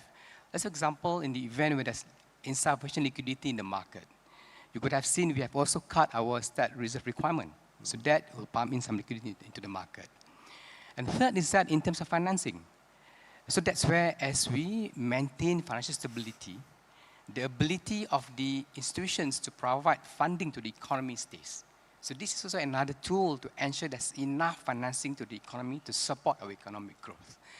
And besides that, Bank Negara on its own, we also provide funding for the SMEs. As you know, SMEs make up about more than 90% of our business establishment, and they create a lot of employment. And so this is very important for Malaysia. So that's where it's important to ensure that they have access to financing. Apart from financing from the banks, Bank Negara also provide funding at the concessionary rate of about 34 billion ringgit that was made available in various forms to support especially new industries, like for example, for them to go into digitalization, for the green financing and the rest, and halal economy and the rest. So these are the tools that we have. So besides monetary policy, you've got fiscal, you've got financing, you've got liquidity, and you also have in terms of the help that the government provides to the rakyat. And all this has to come into play together. Sure. Once all this comes into play together and supports each other, that's where you reduce burden on one policy tools that we have. Governor, just elaborating on that, looking at 13th Malaysia Plan, and what would be Bank Negara's priorities going forward in terms of aligning together with some of the plans that have been put forward? I would say, let me talk in terms of number one, from the economy itself. We have done the reform, Minister has mentioned in terms of fiscal reform. We have undertaken reform in terms of ensuring that we attract quality investments. As in the past, we go by numbers and volume, but now we go for quality of the investment itself. So that's still ongoing in terms of how do we make sure that all these quality investments do come in and reflected and does deliver in terms of the outcome that we want to see, in terms of creating high value-added activities, creating high-income jobs for the people. Third is in terms of how do you reform the labor market. So that's one priority area as well. As we receive quality investments, as we create high-income jobs, so that's where the complexity comes in. And you need people to have the right skills for the future. So that's where the importance of labor market reform in terms of reskilling and upskilling the talent. Fourth is in terms of, Prime Minister mentioned in terms of the aging population and what needs to be done. So we need to address social protection of the country itself. So this will be another policy focus from the economic perspective, from the macroeconomic perspective for the country. But for the financial sector, what is important in terms of for us to provide stability of the financial sector so that they can play their role to intermediate funds. And there's many areas that we need to focus on. For example, that is aligned to RMK 13 in terms of making sure there's sufficient funding for climate financing. Not just in terms from the banking sector, but also from the capital market and also from the other form of financing that we can raise. Second, in terms of how do we go towards providing financing for the entire value chain of the halal value chain. So that's another angle that we are also pushing forward.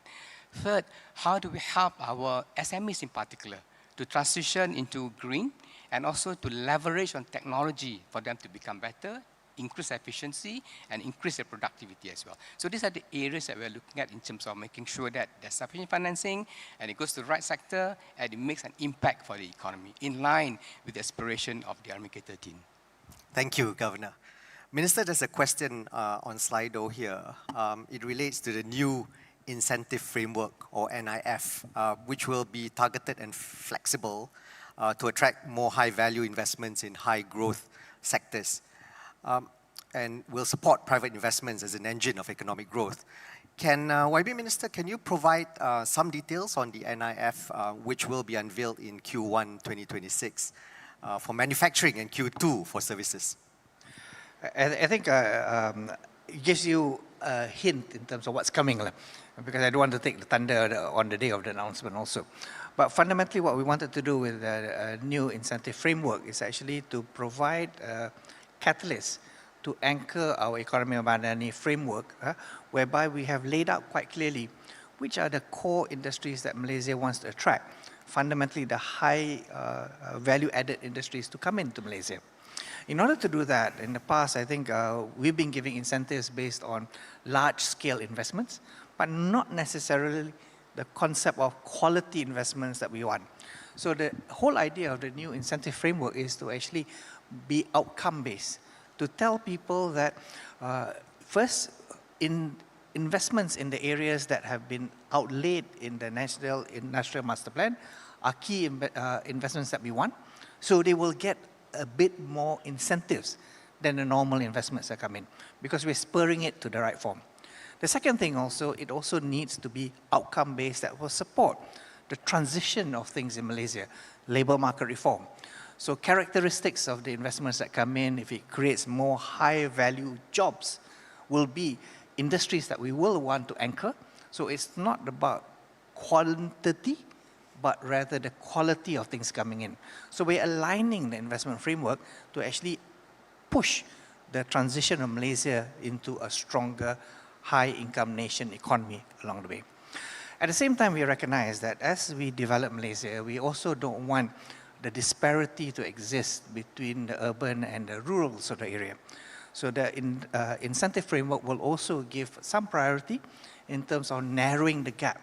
When investments come in and they are sited in areas that are less developed along the way, then they will get additional, either lengthening of the period of incentives or a bit better rate in order to encourage a much better dispersal of development within the country along the way. So that's the whole theory behind the incentive framework, and it will support the journey of what the country is trying to do to even out growth for the country. Thank you. We'll wait for the announcement. Governor, if I can touch, there's a Slido question on ringgit. So what are the factors behind the strengthening of the ringgit? And what's the potential impact to the overall macro picture? Thank you. I think, in fact, Prime Minister did mention in terms of the factors that's driving ringgit. Of course, I think there are external factors and there are also domestic factors that's driving ringgit. We see in terms of the changes in the monetary policy in the advanced economy, in terms of their interest rate, that has helped in terms of supporting ringgit. And we do see in terms of the softness of the US dollar, that has also helped in terms of the ringgit. But more importantly is that in terms of the domestic factor itself. Number one is in terms of the policy credibility that we have, in terms of the right kind of policy that the government has undertaken, in terms of for the macroeconomic, and the policy certainty that we have provided to the investors. So that creates investor confidence in terms of bringing in funds to the country, be it FDI, be it portfolio funds as well. So these are the driving factor. So I would say in terms of the fundamental is one. Second, in terms of the right policy narratives, the right policy cohesiveness and coordination. Third, in terms of the structural reform that we have undertaken, that also shows the commitment of the government for reform. And fourth, of course, in terms of the economic prospect that we have. For example, in terms of the growth that we saw last year and the prospect for growth for this itself. So these are the key factors that drives ringgit. More importantly, we need to really focus on this because they are short-term factors, they are long-term factors. Short-term factors are basically that might come and go in terms of the lower interest rate in the advanced economy, it may change. But the structural reform, the fundamentals of the economy, the competitiveness of the economy, and the policy certainty and credibility, that stays. So these are the driving factors that will provide a durable support for the ringgit. In terms of the impact on the economy, of course, Malaysia is, I would say, an agile economy.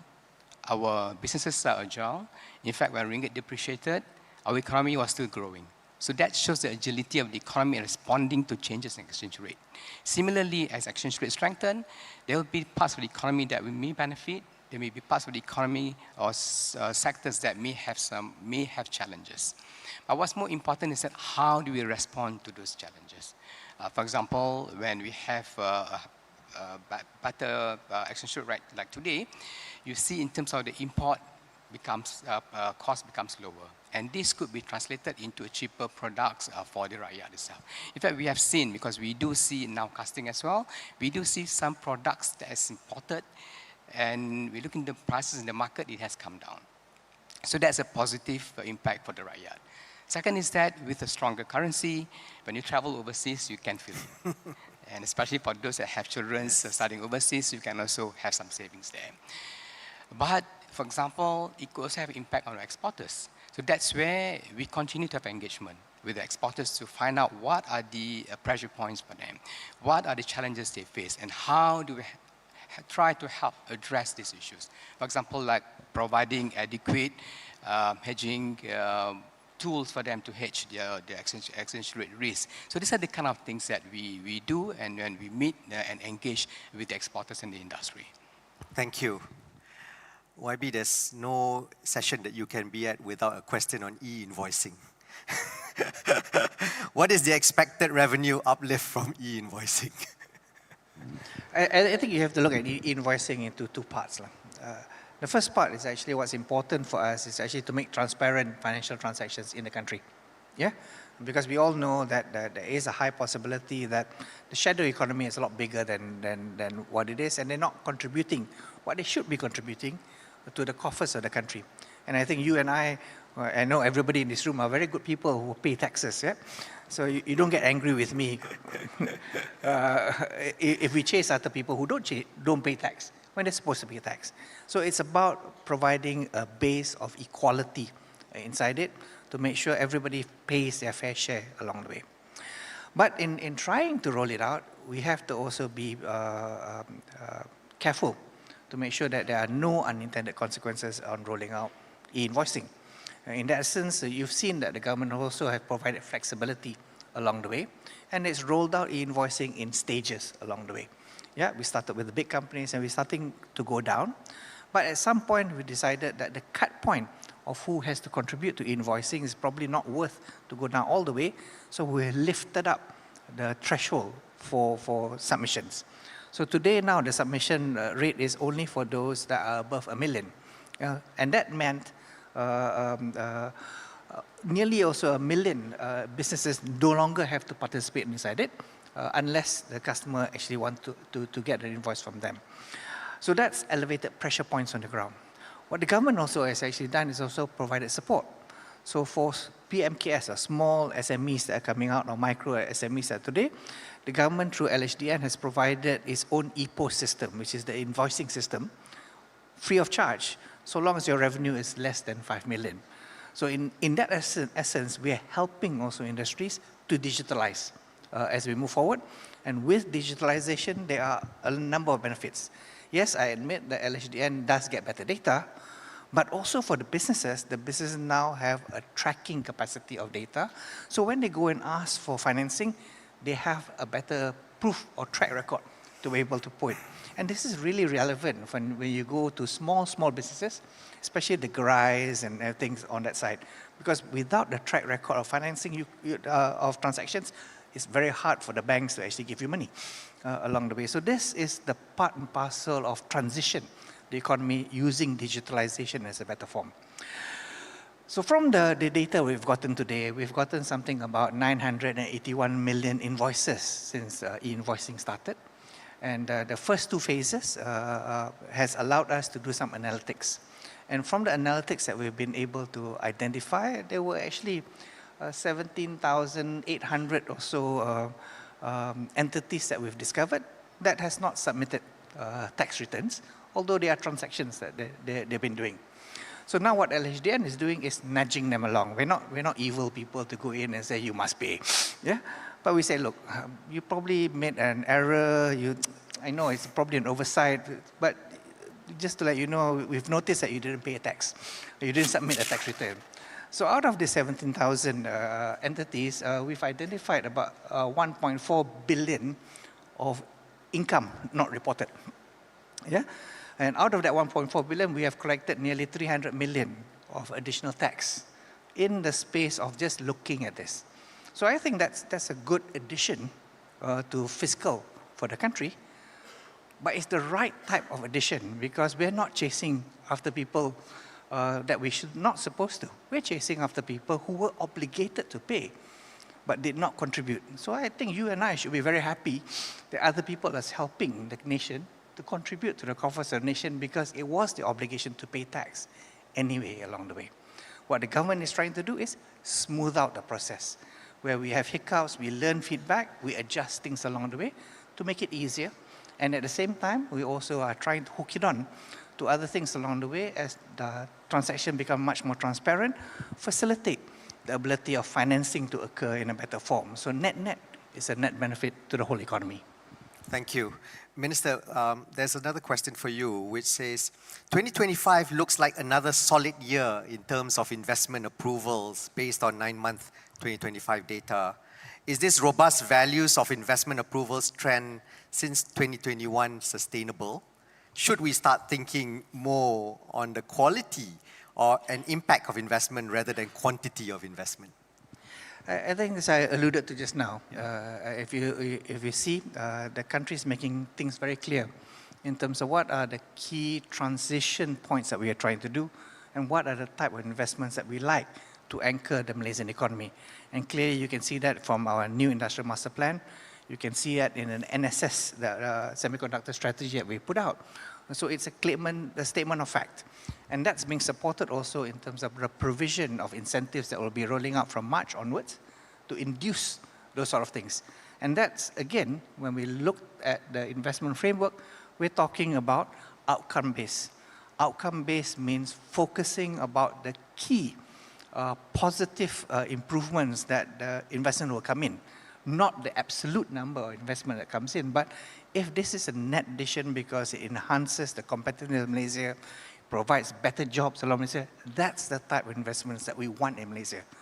So the government is moving itself in terms of focusing into quality as opposed to quantity.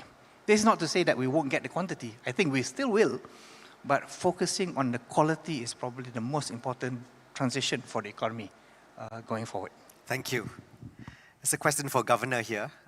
Governor, how much of the built-up in the country's external reserves can be attributed to the measures by BNM to encourage repatriation and conversion of export earnings and investment incomes? Of course, it does help. I think more in terms of creating the healthy flows of capital into the country. What we have done in terms of the engagement with the exporters, engagement with the investors, is that we encourage all the cliques, all the corporates to repatriate their income. For example, when they invest overseas, the income to be repatriated and converted into the ringgit. And that has helped in terms of enhancing flows to the market. For example, if you look at the average daily turnaround of Forex, it used to be about 17 billion in 2024. Now it's about 19 billion average daily turnaround. So that has increased in terms of the healthy flows of funds into the country. That has definitely helped. And second, in terms of, you've seen that the reserve has increased from about 113 billion in 2023-24 to now at 125 billion. So in a way, that has also the flows of investments, flows of portfolio investments to the country has helped in terms of building a reserve as well. But we don't have a target level for the reserve. But that is where I think areas that is contributing to healthy flows into the Forex market, and that contributed to increasing reserve as well. Thank you. There's another one for you, Governor. What is MOF and BNM's comfortable range for USD ringgit exchange rate such that you will take monetary action if the exchange rate gets out of this range? Of course, we don't target a level for ringgit. It is totally market driven. You would have seen that it has gone to about 470, 480 in the past, and now it's at 394, it's at today. So it moves, it moves. What's important for us is just to ensure that it is an orderly market. There's no excessive volatility in the market. So that's what the principle of our operations. Second is that we want to make sure that there's sufficient liquidity in the market. So we're always being guided by these principles. And as I said, the factors, they are factors that drive ringgit. And those factors, external and domestic, will always be there. And external is something that is beyond our control, but domestic is where we have controls. How do we chart the future? So that's where it's important for us to continue doing the structural reform, to continue ensuring that we have a strong prospect for economic growth. And I do believe that we have this, that will be a lot of tailwind support for the ringgit economy. Thank you, Governor. I think the next question is for Minister. How does the government ensure that higher GDP growth translates into tangible benefits for the rakyat, particularly in terms of better job opportunities, wage growth, and improve access to essential public services, rather than remaining as a macroeconomic indicator alone? I think the whole concept of Ekonomi Malaysia framework is to make sure that we lift everybody at the same time, right? And which is why we were very heartened when we saw that the Gini coefficient from the DOSM data that came out on the 2024 data had shown that the Gini coefficient got better, which means that the distribution of wealth in the country has also gotten better in terms of the spread. So if the gross number goes up and the Gini coefficient gets narrower, that means everybody has actually managed to come up. However, we do recognize that sometimes it is impossible to guarantee that the market itself will clear nicely, that everybody has gone up and get equal increases. Therefore, the concept of providing security blankets or social protection is also important. So in the reform that we've been trying to do, what we've been doing was first make sure foundation is strong. Yeah, we have a growth path that is solid to actually attract a lot of things, make the gross number go up. Second, make sure there is enough fiscal space from the government. So fiscal space can also be deployed in order to make sure that we rebalance things when there are gaps into the system. And as you see, our assistance programs that have been going out, our STR, SARA. So if you go back 8 years, the subsistence assistance program at that time, Bantuan Rakyat Satu Malaysia, was about 6 billion in totality. When Bantuan Keluarga Malaysia came out, it was about 8 billion. But last year, we gave 15 billion of support into the system to address cost of living pressures that were actually. And we expanded the reach where a lot more people were able to get assistance along the way. But the money was not taken away from productive or segments. It's actually we closed leakages that exist in the country, so we were able to reallocate it back. So we didn't damage the growth forward for the country. So that's the art of government. The art of government is actually how do you find allocations, how do you improve efficiency, how do we create space to continue to drive the nation forward and rebalance where necessary. These are short-term patches that we do that support the immediate term.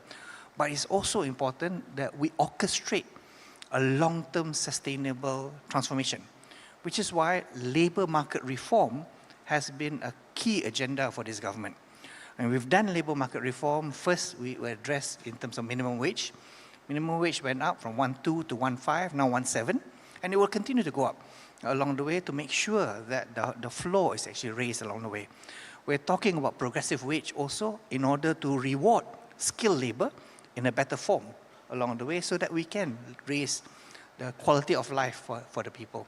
You've seen the civil servants get an adjustment in their pay, 15% broken down into 2 years, and that's helped lift the quality of life for the civil servants, and we are encouraging our government-linked entities to move away from minimum wage as the starting base, but to embrace living wage.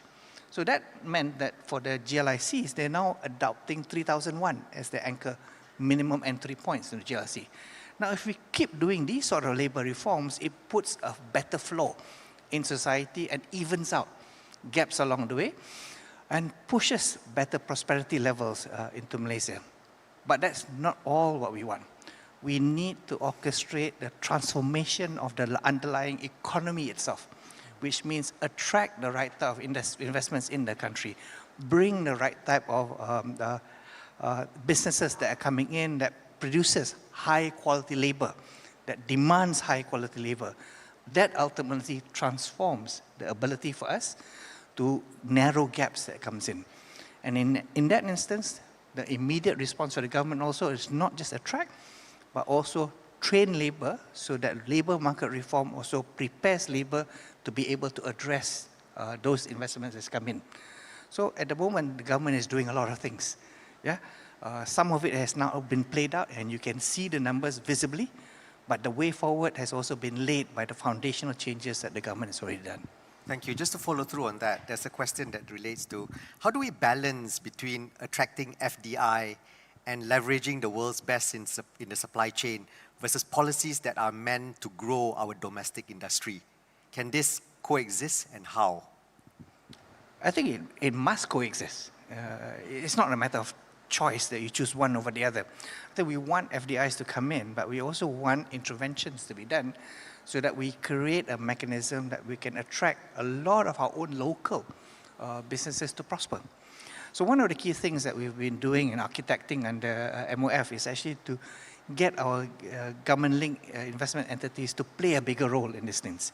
This is not to crowd out private markets, but this is actually to open up markets that currently are not played well in Malaysia. I think the capital market is developed in terms of public markets and the bond market is pretty solid in Malaysia. But our private market in Malaysia is actually at the nascent state of development. So if you look at what KUAP and what you've looked at Khazanah has been doing, they've been allocating funds to support venture and growth capital along the way, because what we want to do is induce more financial market flexibility. And we hope with the new capital market plan that the Securities Commission will be coming out soon, yeah, it will show clarity of how we make the ecosystem much bigger. And if we make the ecosystem much bigger, we can create funding mechanisms to allow much more participation by local players. There will of course be other means of intervention that the government can use through fiscal reform mechanisms and so on, and we will continue to push that light. But the whole idea is make the ecosystem in Malaysia stronger, capture a lot more value through our own entities, and then connect that up in a global scale so that we become a global player of might. Thank you, Minister. There's some very interesting questions for you, Governor. Will BNM raise OPR soon? And will there be any rate cuts this year? So I don't know whether you will respond to that. But there's one question that's very interesting here, and that's how does BNM view the rise of stable coins? All right, thank you. I wouldn't say much on the OPR. You can expect a standard answer from me that I think it depends on the data point that we get every time we meet. We meet 6 times a year. And so that's where we assess in terms of the outlook for growth and inflation. So that's what guides our decision on the OPR. So that's number one. In terms of stable coins, of course, this is something that we see movements towards utilization. Movement towards digital asset is something that will be there to stay, will be here to stay, something that we need to embrace. And what's important is that how do we embrace this in a responsible manner? So that's why what we are trying to do is to create an environment where this can thrive, innovation can happen, stable coins can come in, but with guardrails that will ensure stability is not affected. Guardrails to ensure that consumer remains protected. So these are the kind of principles that we are working within. And the third is that we want to make sure that this digital asset, be it stablecoin, tokenization, and the rest, they are being there to support real business case, real business issues itself, not for speculative. So these are the principles that we're putting in. And these are the principles that we laid down in our discussion papers that we have issued. And these are the principles that will be coming out once we issue our policy guidelines on this. And what we have done last year is to establish this Digital Asset Innovation Hub. And under this hub, we invite players to come in where we can provide some regulatory flexibility so that they can test products. They can test with some innovation in there. And we got about 30 to 35 applications coming in. And now I think we got about 3 or 4 already in the sandbox. And for example, like ringgit-based stablecoin and the rest. So let's see how it goes. And once this has been tested, once this has been found to be workable, then they will then exit the sandbox that can be launched to the riot. Thank you. We are coming to a close. Perhaps I could invite some final remarks, Minister. Okay, Governor. Okay, I'll start first. Thank you, Vadi, thank you. No, to me is that we have a strong fundamental in the economy right now. So we need to continue building on this fundamental for us to grow better. Second is that, as what the Minister mentioned just now, we've got very good plans for the economy. Our NETR, NIMP, NSS, whatnot. And what's important is that how do we best execute this plan so that it achieves the outcome that we wanted. Now, third is that we are facing an uncertain environment. Things keep on changing. And there are things that within our control and there are things that's beyond our control. So what's best is that to ensure that we remain resilient by ensuring that we have the right buffers in place. We need to make sure that we have the right policy tools in place and we do have buffers in place. So that is why it's important to continue building buffers during good times so that it will ensure that we remain resilient during difficult times. From the central bank's perspective is that we'll do our part in terms of making sure that we provide a conducive environment for monetary stability and we provide financial stability in place so that the economy can thrive. Thank you. I guess I'll sum it up into very simple things, right? For my mind, my message is Malaysia's back. And Malaysia is actually claiming its space. And when I said this about 2 years ago, everybody laughed at me. They said that we were going to be the tiger of Asia again. But now I don't see anybody laughing because they can actually see the fundamental changes that we have actually brought through, the fundamental change that is coming in, and the confidence that the international community has given and endorsed Malaysia. I think the clarity of our plans are there. What we just need to do, as Governor says, is actually execute it well. And which is why the year, or this year and next year, is the year of execution, not about dreaming or anything like that. We've shown that we've got resilience. We've shown that we've got capability on the ground from our people to execute things well. We just got to do more and double down rather than anything else. From a government point of view, we will work hand in hand with the central bank to see what we can do to motivate further acceleration of growth. But at the same time, what we will also want to make sure happens is that we're not going to leave anybody behind.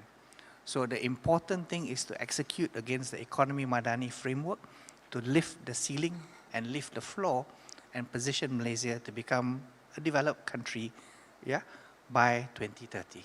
Thank you. Thank you, Minister. With that, I would like to extend our sincere appreciation to YB Senator Datuk Sri Amir Hamzah Azizan and Yang Bahagia Datuk Sri Abdul Rashid Ghaffur for the depth and clarity of the insights and perspectives shared with us this afternoon. My appreciation also goes to all participants for your valuable engagement and contribution to today's session. I hope the perspectives exchanged today will continue to drive meaningful collaboration and action that advance Malaysia's economic agenda and future growth. With that, Assalamualaikum and thank you very much. Thank you to our moderator, Dr. Fadil, for keeping the conversation right on the money. Let's have everyone pose for a quick group photograph to wrap up the session.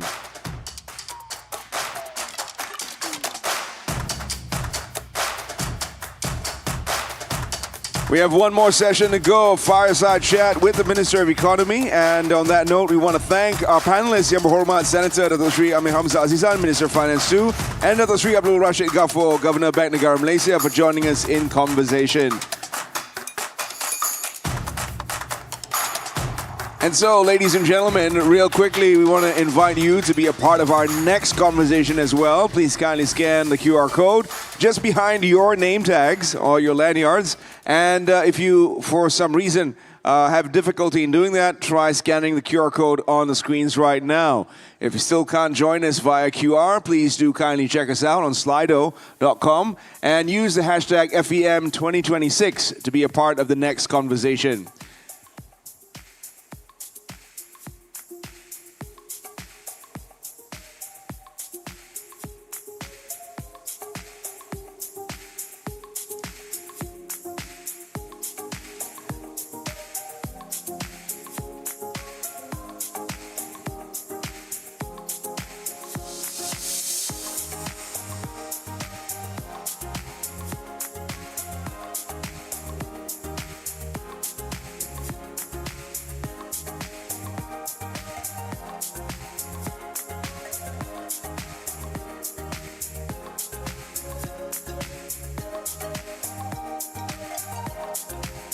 Ladies and gentlemen, we head into our final conversation for the day. Now, in the earlier session, we talked about guardrails and how concepts that have been put in place have helped spearhead Malaysia's directional change into the future.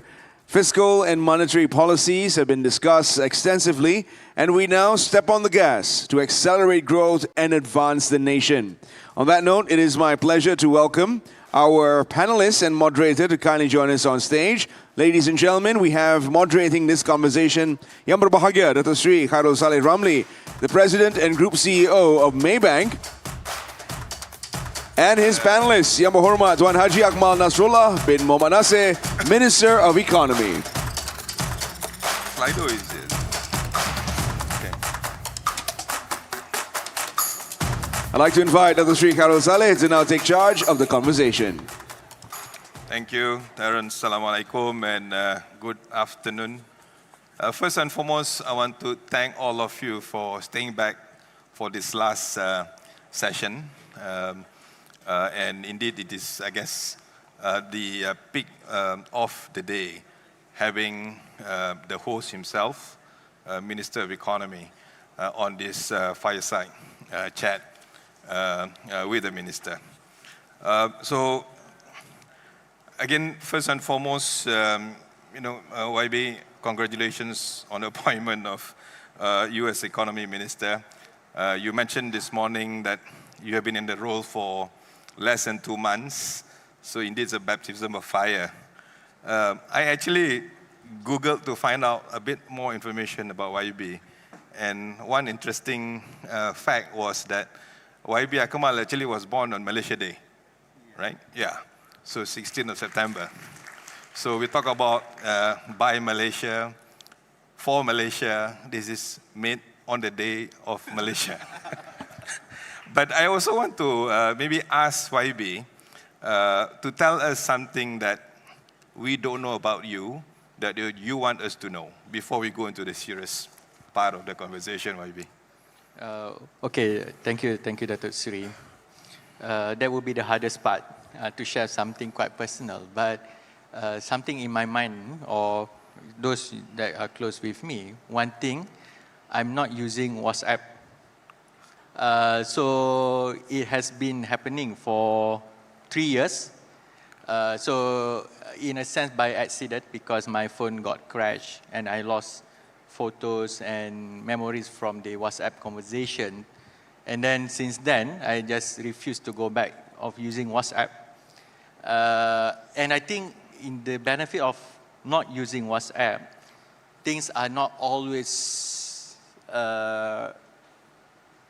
urgency. People keep chasing you from everything under the sun. And somehow, I think it's okay to get disengaged a bit from the social That's interesting. media. Yeah. How would you respond? You wouldn't respond to a WhatsApp from Prime Minister? Well, it will allow my office to work harder. Okay. Definitely, my office has to be really up to date.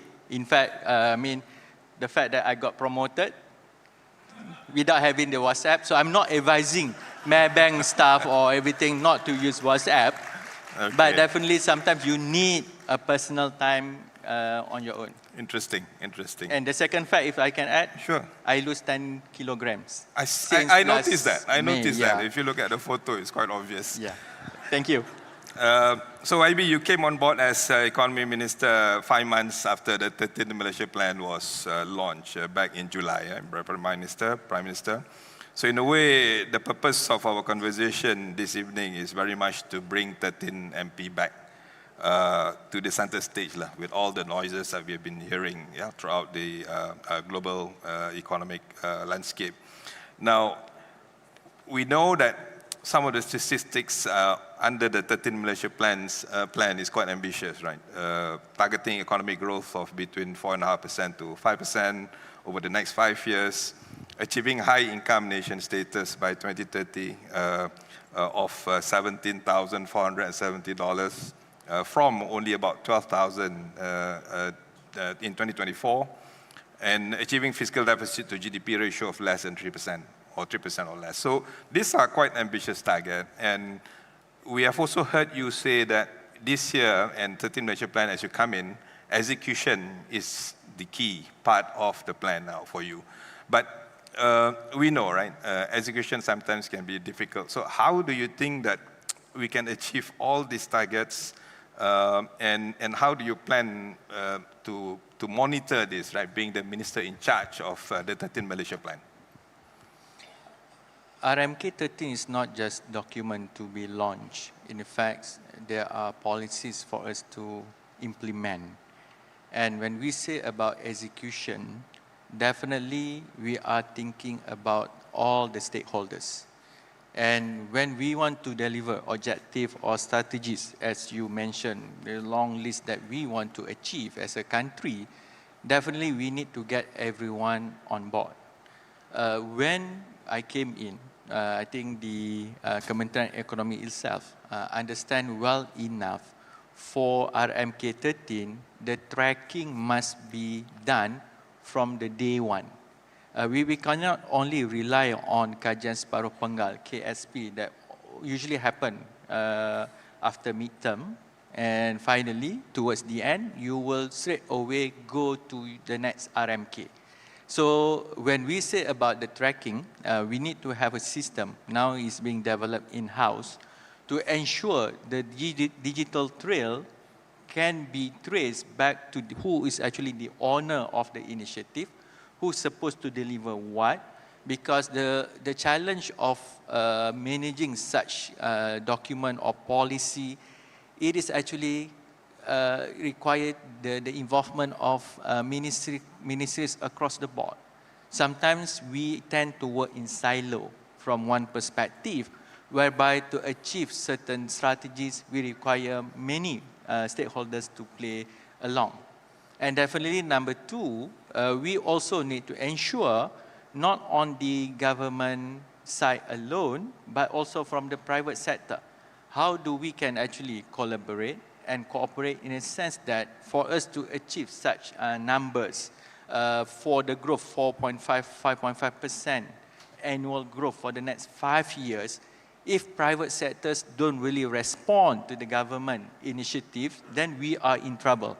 That's why for me, RMK 13, we have actually mentioned specifically about the need to improve or to increase our economic complexity, the focus on the high growth, high value industries.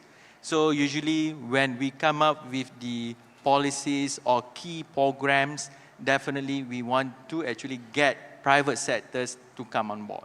Okay, that's great. And in the earlier session, we heard about the update on the various economic policies, NETR, NIMP, NSS. Can we hear from your own perspective about the progress of these various policies? And would you be able to share which ones are ahead, which ones maybe need a bit of a nudge, or which ones are on track? On NETR, for example, we provide a clear vision to achieve net zero by 2050. And then we work backwards in terms of what need to be done or need to be achieved. For example, we are quite clear, our commitment towards no more new coal power plant. And what does it mean?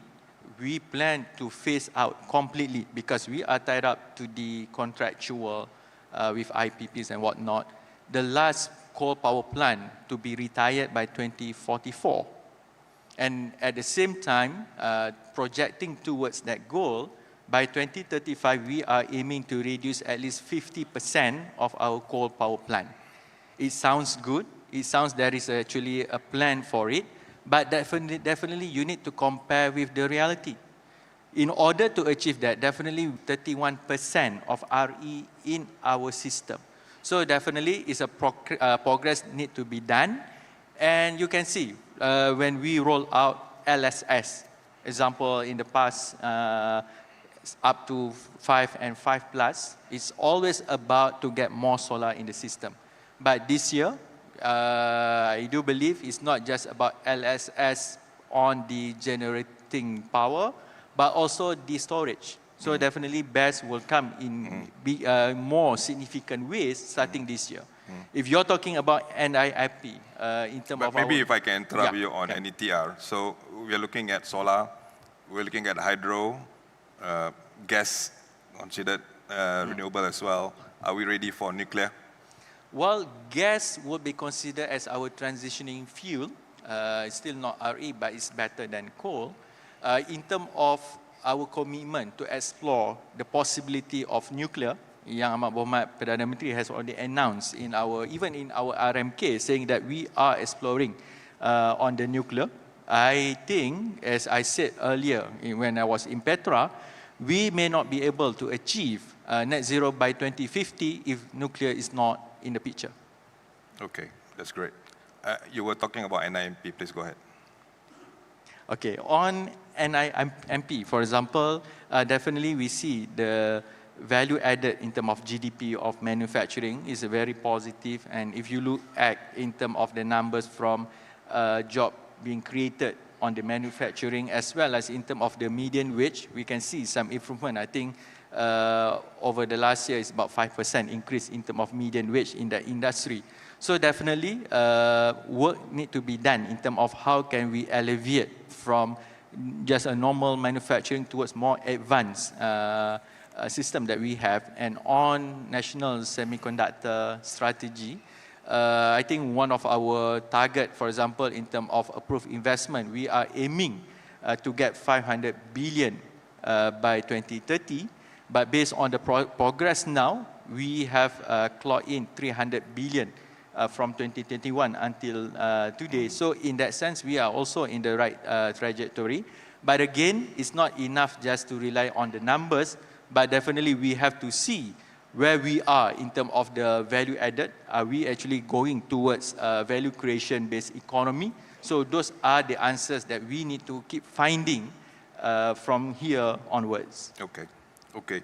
In the morning, during your opening speech, you spoke about GSS-EZ, and this was part of the investment that has come into Malaysia.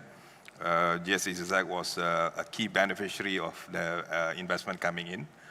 But again, coming back to your own observation on the progress of GSS-EZ, if you were to rate from 1 to 10 so far, what would you put that number at? That's one. And two is, you also mentioned about the blueprint that you are going to, or there's going to be launched by March this year. Would you be able to provide some insight into what we can look forward to in the blueprint? In terms of what we have achieved so far, as I mentioned earlier in my speech, at least the numbers very incredible. I think it surpassed anyone's expectation. We have recorded 68 billion ringgit in terms of approved investment up till Q3 2025. Definitely for me, as what I mentioned to our counterpart from Singapore, we had a meeting I think last week, whereby we agreed to move from the period of planning to execution mode. So I would not rate in terms of 1 to 10, definitely, because if I rate too high, people will get complacent. If I rate too low, then people will not be confident. So I would say not to put the numbers there. But then, as when we talk about the execution part, definitely in terms of the blueprint and in terms of master plan, we need to get everyone on board from both countries, also within our country, to get all agencies to agree to provide a seamless process so that whatever approved investments we get so far, how to actually realize and actually to really deliver from this year onwards.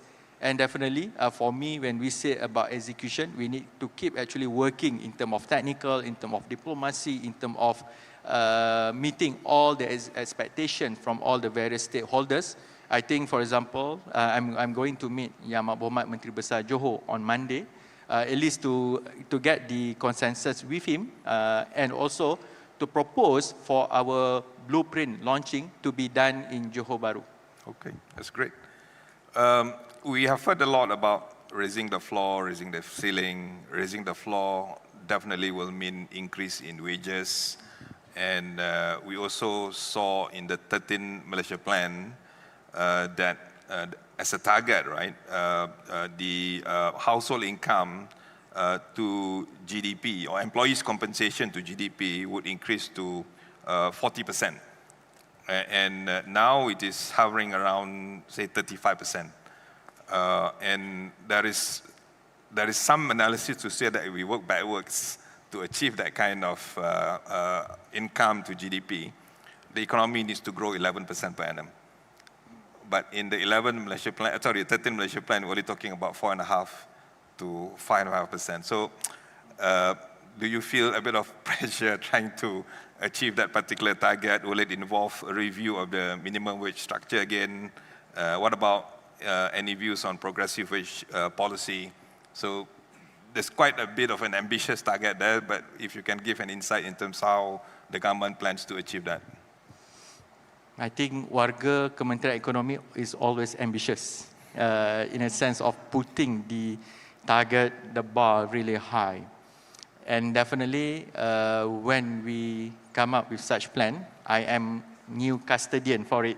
So definitely I believe that we really have to push hard. If we look from one context, example, we have been rolling out the progressive wage policy, how government actually come in to incentivize and as well as help the companies to increase in terms of the salary given to the workers or employees. When we roll out, the target is actually to benefit 50,000 people. So far, policy-wise, we have exceeded, I think it's about 51,000 plus. So it means the implementation of that policy is really good. But again, we cannot rely heavily alone on government intervention. Definitely, we are hoping to see how the private sectors can actually look seriously on it. But to be fair to the private or to the employers, definitely wages must also reflect the productivity. So that will be the key areas that we have to really keep looking. And at the same time, from the other angle of our salary, definitely government has been introducing the minimum wage. Definitely it will keep raising the bar from the low floor to keep upgrading. But again, it may create another issue of wage compression. Basically, then employers may tend to actually offer lower wage just to be around the minimum wage. So there are actually continuous effort need to be done. But again, at least from the government perspective, the way I look at it, we are also actually honoring the part on the civil service. Recently is the second phase of SSPA revision, the remuneration program. Definitely, hopefully that will also reflect in terms of the government efficiency and the motivation as well for career progression in sense of government civil service. Okay. I think the other point on trying to raise the floor, what I read also in the 13 Malaysia Plan is about the addressing regional imbalance. So attracting investments based on local resource suitability and developing rural investment hubs are some of the initiatives to be undertaken during the 13 Malaysia Plan. So in addition, 13 Malaysian Plan mentioned on strengthening the digital ecosystem in rural areas, So can you, YB, elaborate on this and further initiatives which can elevate rural household income? And what are the other initiatives to accelerate the development of the less developed areas, especially in the East Coast Peninsula and East Malaysia states? Well, I know from the time I joined KE, I think I've been talking a lot on JSSEZ. Yeah. So I'm not biased towards Johor, even though I'm from Johor. But definitely when we are talking about national development, we have to look how do we actually bring in the gap between rural and urban area, for example, from one region to another region. I think the key is, number one, we have to really realize the existing strengths of each region and making sure that we can always find ways how to uplift in terms of the value. I think another, for example, another economy perspective. I mean, now we are talking about green economy. If we are zooming into the blue economy, I'm glad to see some of the states are already talking about it, even mentioning in their budget speech last year. So definitely those states or regions, definitely they may have advantage. We are a maritime nation. We can talk about Sabah for tourism industry. But at the same time, we have to find ways how to actually elevate or increase the value of products or services that being offered. Because at the end of the day, we need to actually find ways how to develop in terms of innovation, in terms of our downstream products, so that at the end of the day, we are also tackling the opportunity at the higher margins in terms of economic opportunities. Okay. So we've covered raising the floor, the social impact. One area that has been maybe not touched yet is on the MSME as the engine of growth. Maybe you want to touch a bit about how 13th Malaysia Plan will be focusing on the development of MSMEs to continue to be the key engine of growth. We are touching everything today. It's like from all the angles. In terms of SMEs or PMKS, definitely the way government look on that perspective, first we have to acknowledge how significant PMKS in our economic ecosystem. In a sense, how do we actually can assist, and there are few ways to tackle the challenges facing by them. One aspect will be about how to scale them up. Because we need to actually assist in terms of the capacity building. One area, we know today's world, the challenge is actually to meet all sort of requirements on sustainability, example, ESG and whatnot. If we miss that out, without the capacity building, we are going to miss the market opportunities, even in terms of investment. And number two, as what PMKS always face the challenge, is about how to actually get the funding. That's why through the government initiative, I mean, we have scheme jaminan, pembiayaan perniagaan, SJPP, for example, and definitely it does also help our financial, especially the banking sectors, because this is where government can come in and try to de-risk, at least take some away of that challenge, because if not, without that blending mechanism, we may not, I heard Maybank is actually even decoupling in terms of asking collateral for SMEs, but we can actually evaluate from different spectrums, because we need fund for our SMEs. Just as a promotion, Maybank is the biggest lender in SJPP as well as SJKP. Since you mentioned Maybank, maybe segue a bit on critical minerals. So we see that how rare earth has become such a precious commodity and has become, in the middle of geopolitical war, so to speak, right, or battle amongst the powers that be. Obviously, we have a footprint of rare earth elements. And this is again primarily via a Malaysia Plan, but I understand in Malaysia we also have deposits, huge deposits of this rare earth as well. So can you then maybe provide a bit of color in terms of our policy as far as rare earth elements is concerned? And how do we then perhaps want to position this as maybe our strong bargaining chip perhaps with countries that need this type of rare earth elements? Well, in terms of policy, I think the relevant ministries will be NRES and MITI to really look into how do we manage the value chain. Definitely in terms of how do we manage our resource, we need to move away from just exporting the raw materials. We need to impose in terms of at least the process at certain level must be done here so that the value of the mineral itself will be actually kept to our industry, to our ecosystem.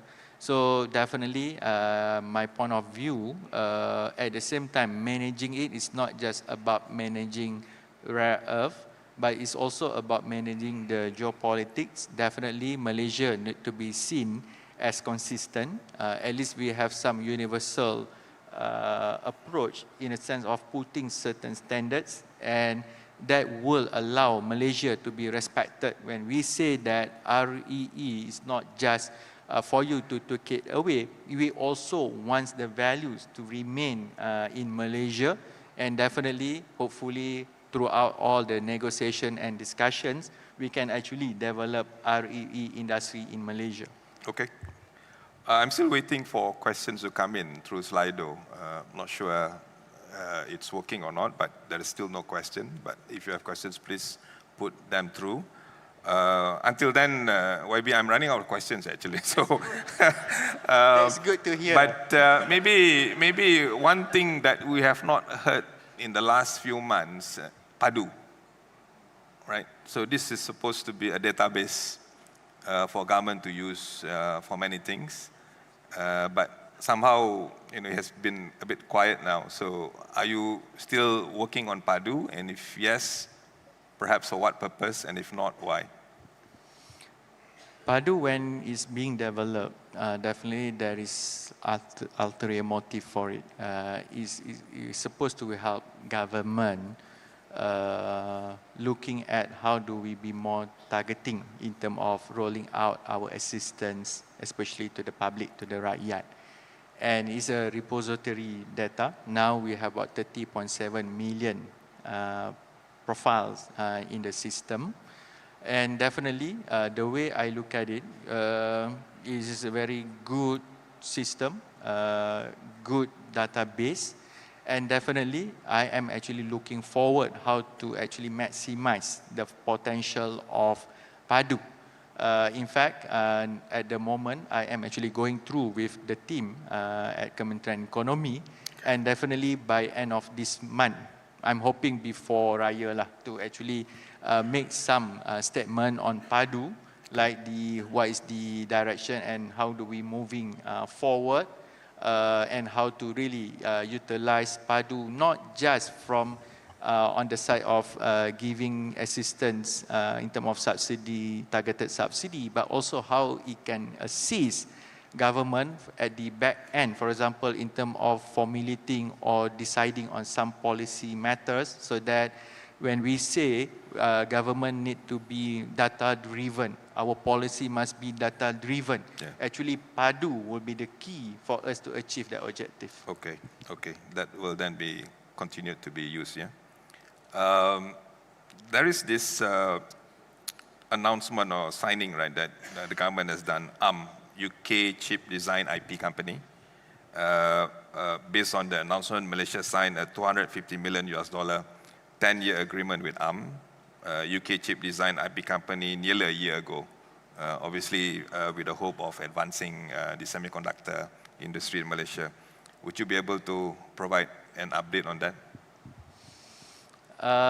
I know I've been telling the media this is where the platform that I plan to update, but at the same time, apart from FEM, definitely we are also working on KL20, whereby it's going to be held in June. So that is where we plan to actually share more details on the update on ARM Limited. But at the same time, Dato' Sri looks so surprised. At the moment, actually, we have agreed to offer 2 CSS, the computer subsystem, to 2 companies. And if you look at in terms of the deal itself, what is actually our higher target about doing all this agreement or the plan? Definitely is about value added or value creation based economy. But at the same time, in order for us to achieve that target or that goal, we need to actually meet the requirements and the needs of the industry. One, definitely, if we are talking about moving from the back end capacity, we are really good in terms of packaging and testing. But now, when we talk about ARM, we are actually trying to push from the back end towards the front end. And when we say about front end, it's about the design, it's about the more advanced packaging. And when we say about design, in terms of the chip world, you need the IP, intellectual property. That's why when we sign with ARM, when I say that we have agreed to award or to offer 2 CSS, we are also looking from one is going to be about autonomous, automotive chip, and number 2 is about server, is about CPU. So definitely we need to ensure that process will translate to our company's capacity or capabilities. But number 2, from this deal as well, actually we have come to the agreement for ARM to actually train 10,000 of our talents to provide our talents the capacity to be part of the ecosystem. This is the tricky part because definitely it is not just about the numbers. If we talk about 10,000 quantities, 10,000 people, debatable. Yeah. Is it good? Is it enough or not? But at the same time, for me, I'm more keen to look from the quality. Sure. What kind of training that we are seeking from ARM? Definitely because the agreement allow us the engagement for 10 years. Technology changes like constantly. So how do we actually tailor the training program so that it will really uplift our talents? Because at one hand, why investments are coming to Malaysia, we have really good talent pools. People say that we have educated talents. But at the same time, because when we talk about industries that are quite niche, that require more skills, and especially the one that we are engaging involve technology.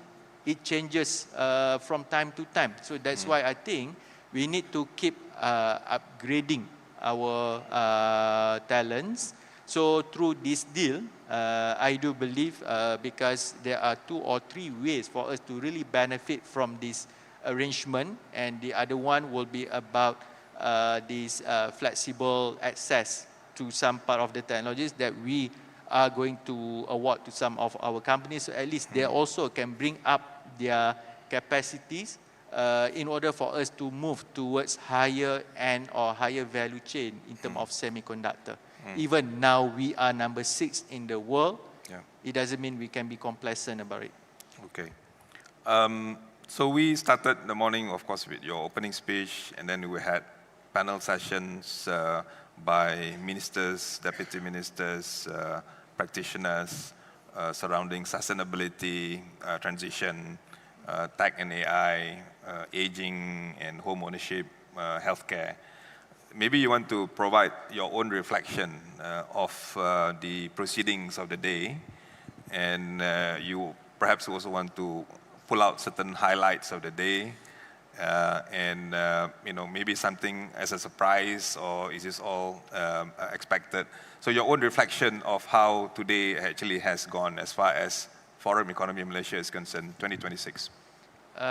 I was able to sit into 2 sessions. One full, I think, during the energy transition. Definitely with you sitting next to me during the session, listening to our panelists. And then we also dropped by. I mean, I went to drop by to some other session. One thing, definitely, I can see the excitement about our economy. I mean, is there. And definitely, the topics are being discussed. Also, some good new ideas being proposed.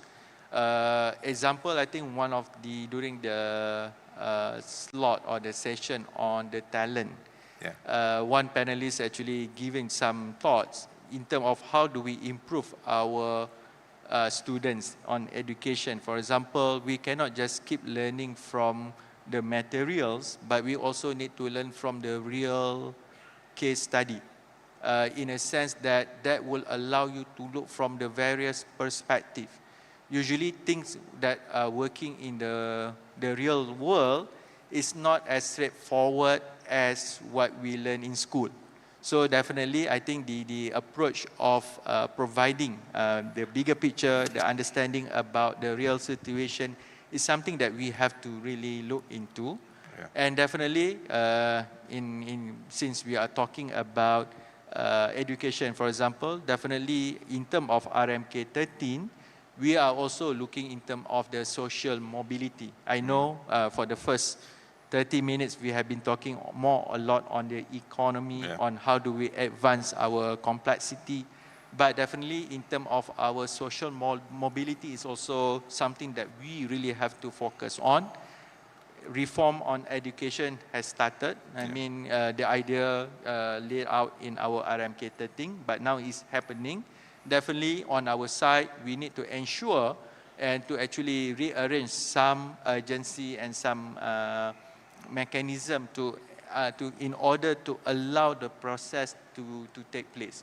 So definitely the priorities have to be relooked in terms of putting like on the education side and whatnot.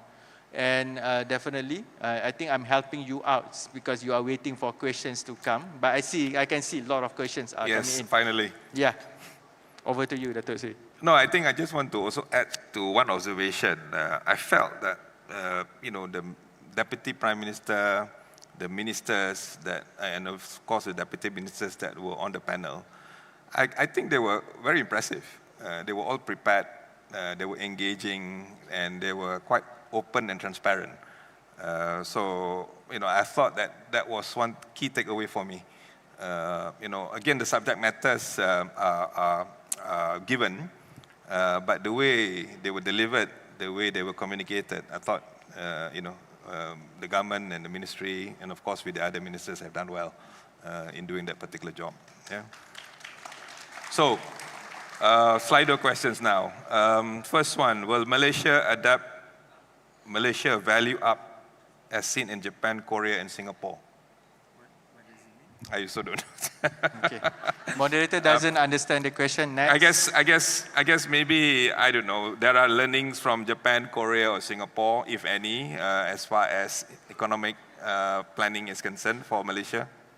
Well, I mean, from Malaysia experience, definitely we used to have dasar pandang ke timur, looking to the east.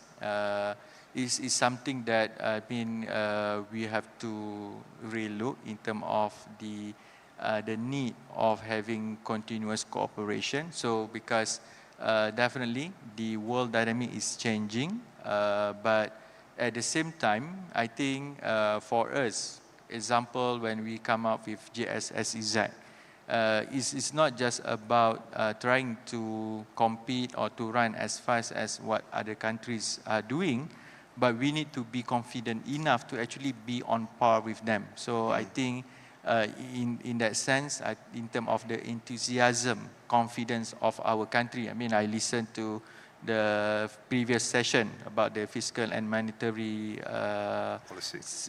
topic. Definitely, I mean, by now, we are not afraid to say that Malaysia is actually really on the map, and definitely in terms of what values can we learn from other countries, in terms of our policy call. It's something that's memang part of KE's continuous work to focus on the studies and in terms of what kind of policy shift that we need to make. Yeah. I will bring up these two questions together because I think they're related.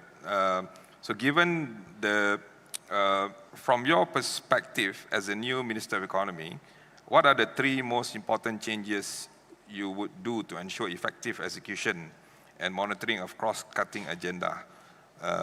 And we touched a bit about that, but there were many, many things. But if you were to drill down to maybe the top three, what are the three most important changes you would like to see?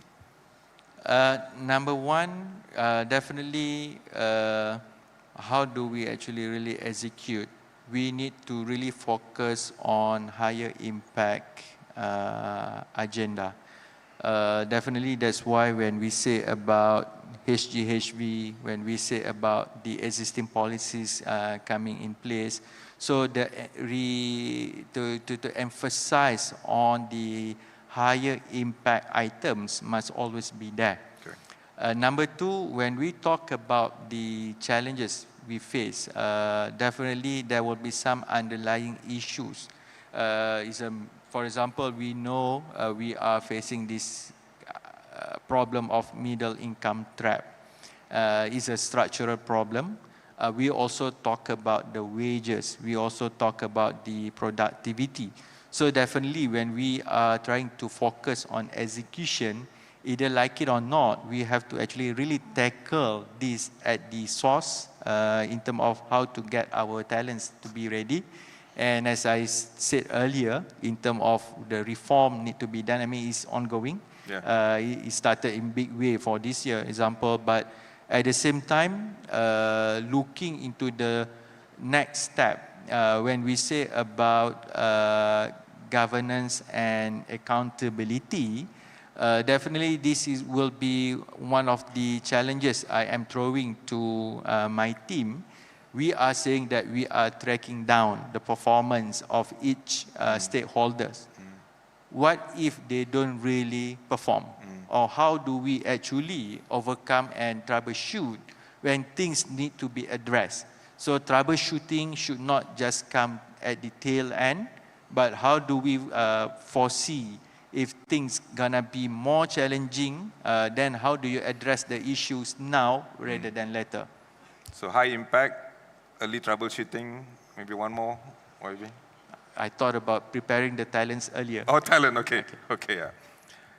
Talking about talent, there's a question here. How do we bridge the gap for fresh grads driving Grab due to a lack of high-tech jobs in Malaysia's move to chip design and high-value IP to avoid a lost generation of engineers?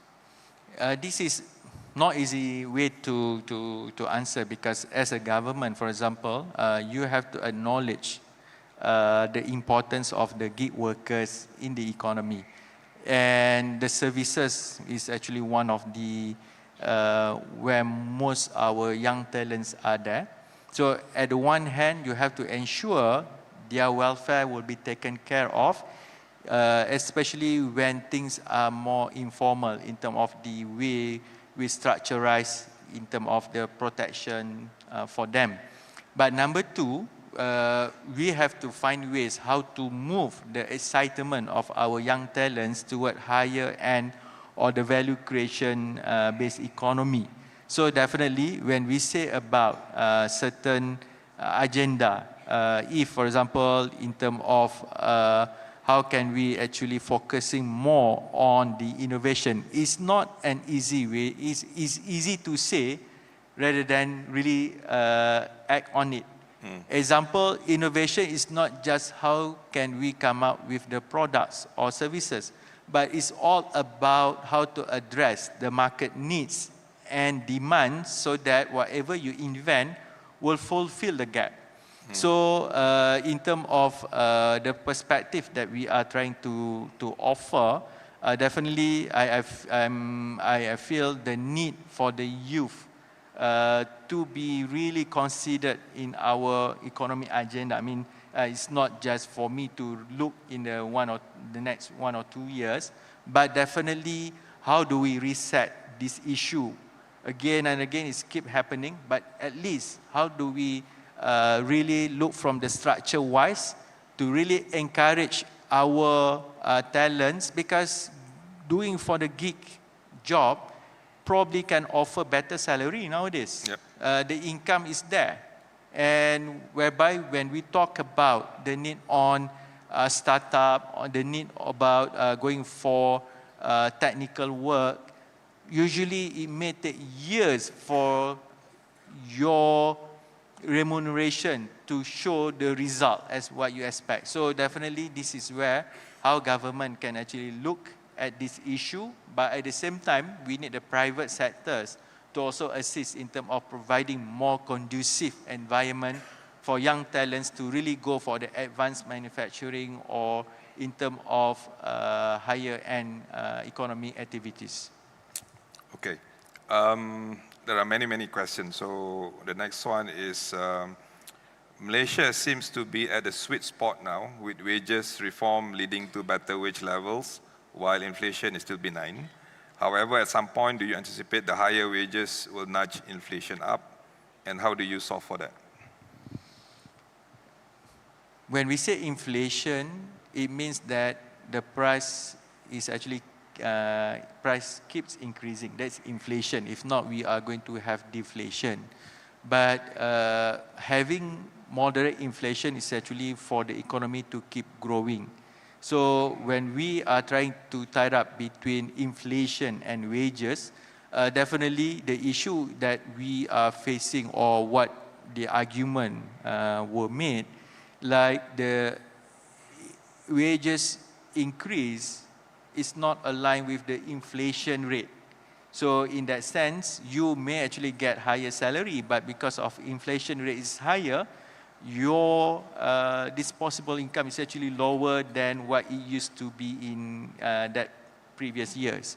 So definitely, what we need to ensure is, like, at least when we say about wages increment, it should actually beat up the inflation rate, so that it is actually a true wage increase.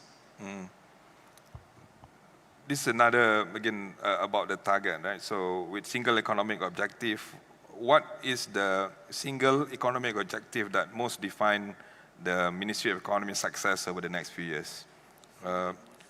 Single most impactful economic objective. So you have got many things, but if you have to pick one, what will be the most single most important objective? Again, when I came in, when I had the interaction with our friends of media, example, whenever they try to pose question to me, asking like, what are you going to announce in terms of policy direction, and what are you going to do to be your focus? Whenever I say about there is a need for execution, they will keep coming back to ask, what will be your new policy that you plan to announce? The way I put at it, when we say about execution, I really mean it's about execution. And my announcement about the new policy is by making no new policy announcement. That actually put me on a very difficult spot, leading such ministry and saying that I don't plan to announce any new policy, at least at this very early stage. Actually, for me, this is a sign of confidence to the team, to my predecessor, in terms of policies that being developed are really good policies. Our experience as Malaysia, usually we may have good ideas, but we don't really focus on execution. Yeah. Whereby when, in terms of how to execute, we have such a very good policy call on RMK 13.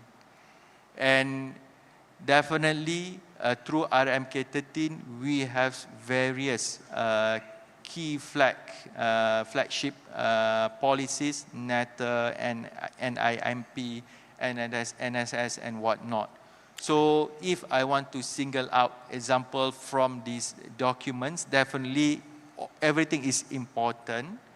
But coming from my perspective, definitely I want to bring the youth perspective higher or more significant, because somehow there is a gap of understanding about how economic policy works and how the youth feel about it outside. So this will be the challenge that I am actually really putting on my shoulders. When I say there is no new policy, I mean it. There should not be more new policies to be announced, even if Maybank asks for it. But so far when we want to help you execute this. And in fact, by saying no new policy call, actually it gives some relief to the industries. Thank God, it's not another politician who just want to make another mark by announcing new document. And in fact, whenever the reporter then will ask me, because I think you are running out of question and running out of time, I put another question on me.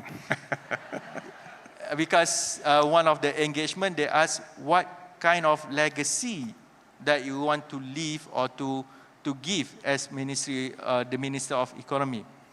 I would say, I'm too young to think about legacy. You are So 39 years in that old. sense, let's work, focus on execution, and it's not really about me or about what kind of ideas that I want to put my mark as the minister, but it is actually, we have all the efforts being made. RMK 13 is a really good document, it's a policy call that all of us should really be the custodian of it. And another advice when we plan for this event, they say to me, you need to be, it's easy job actually, you just need to be a good salesman to sell about Malaysia opportunities or Malaysia potentials. But what I want to say, I am not a good salesman. But then we have really good products. Our nation is actually really vibrant now. So hopefully in the next, in the RMK 13, we can really achieve our targets. Thank you, YB. We'll be rooting for you from close and far. So with that, again, let's put our hands together to thank YB Akmal, Minister of Economy, for the excellent Fireside session. Thank you very much. Thank you very much, Dato Sri Karusale, for moderating the conversation. Let's have a photograph with our moderator and panelists to wrap up the session.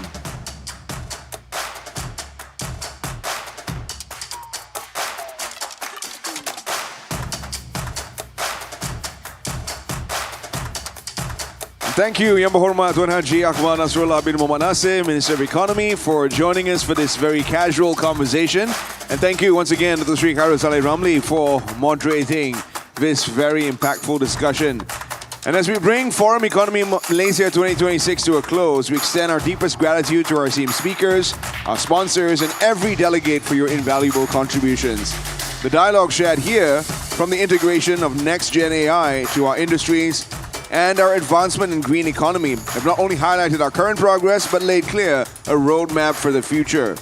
Thank you for your commitment in shaping a more resilient and competitive Malaysia. And as you depart, we invite you to carry forward the spirit of today's discussion and turn these strategic visions into impactful actions within your respective fields. Thank you for joining us once again for FEM 2026.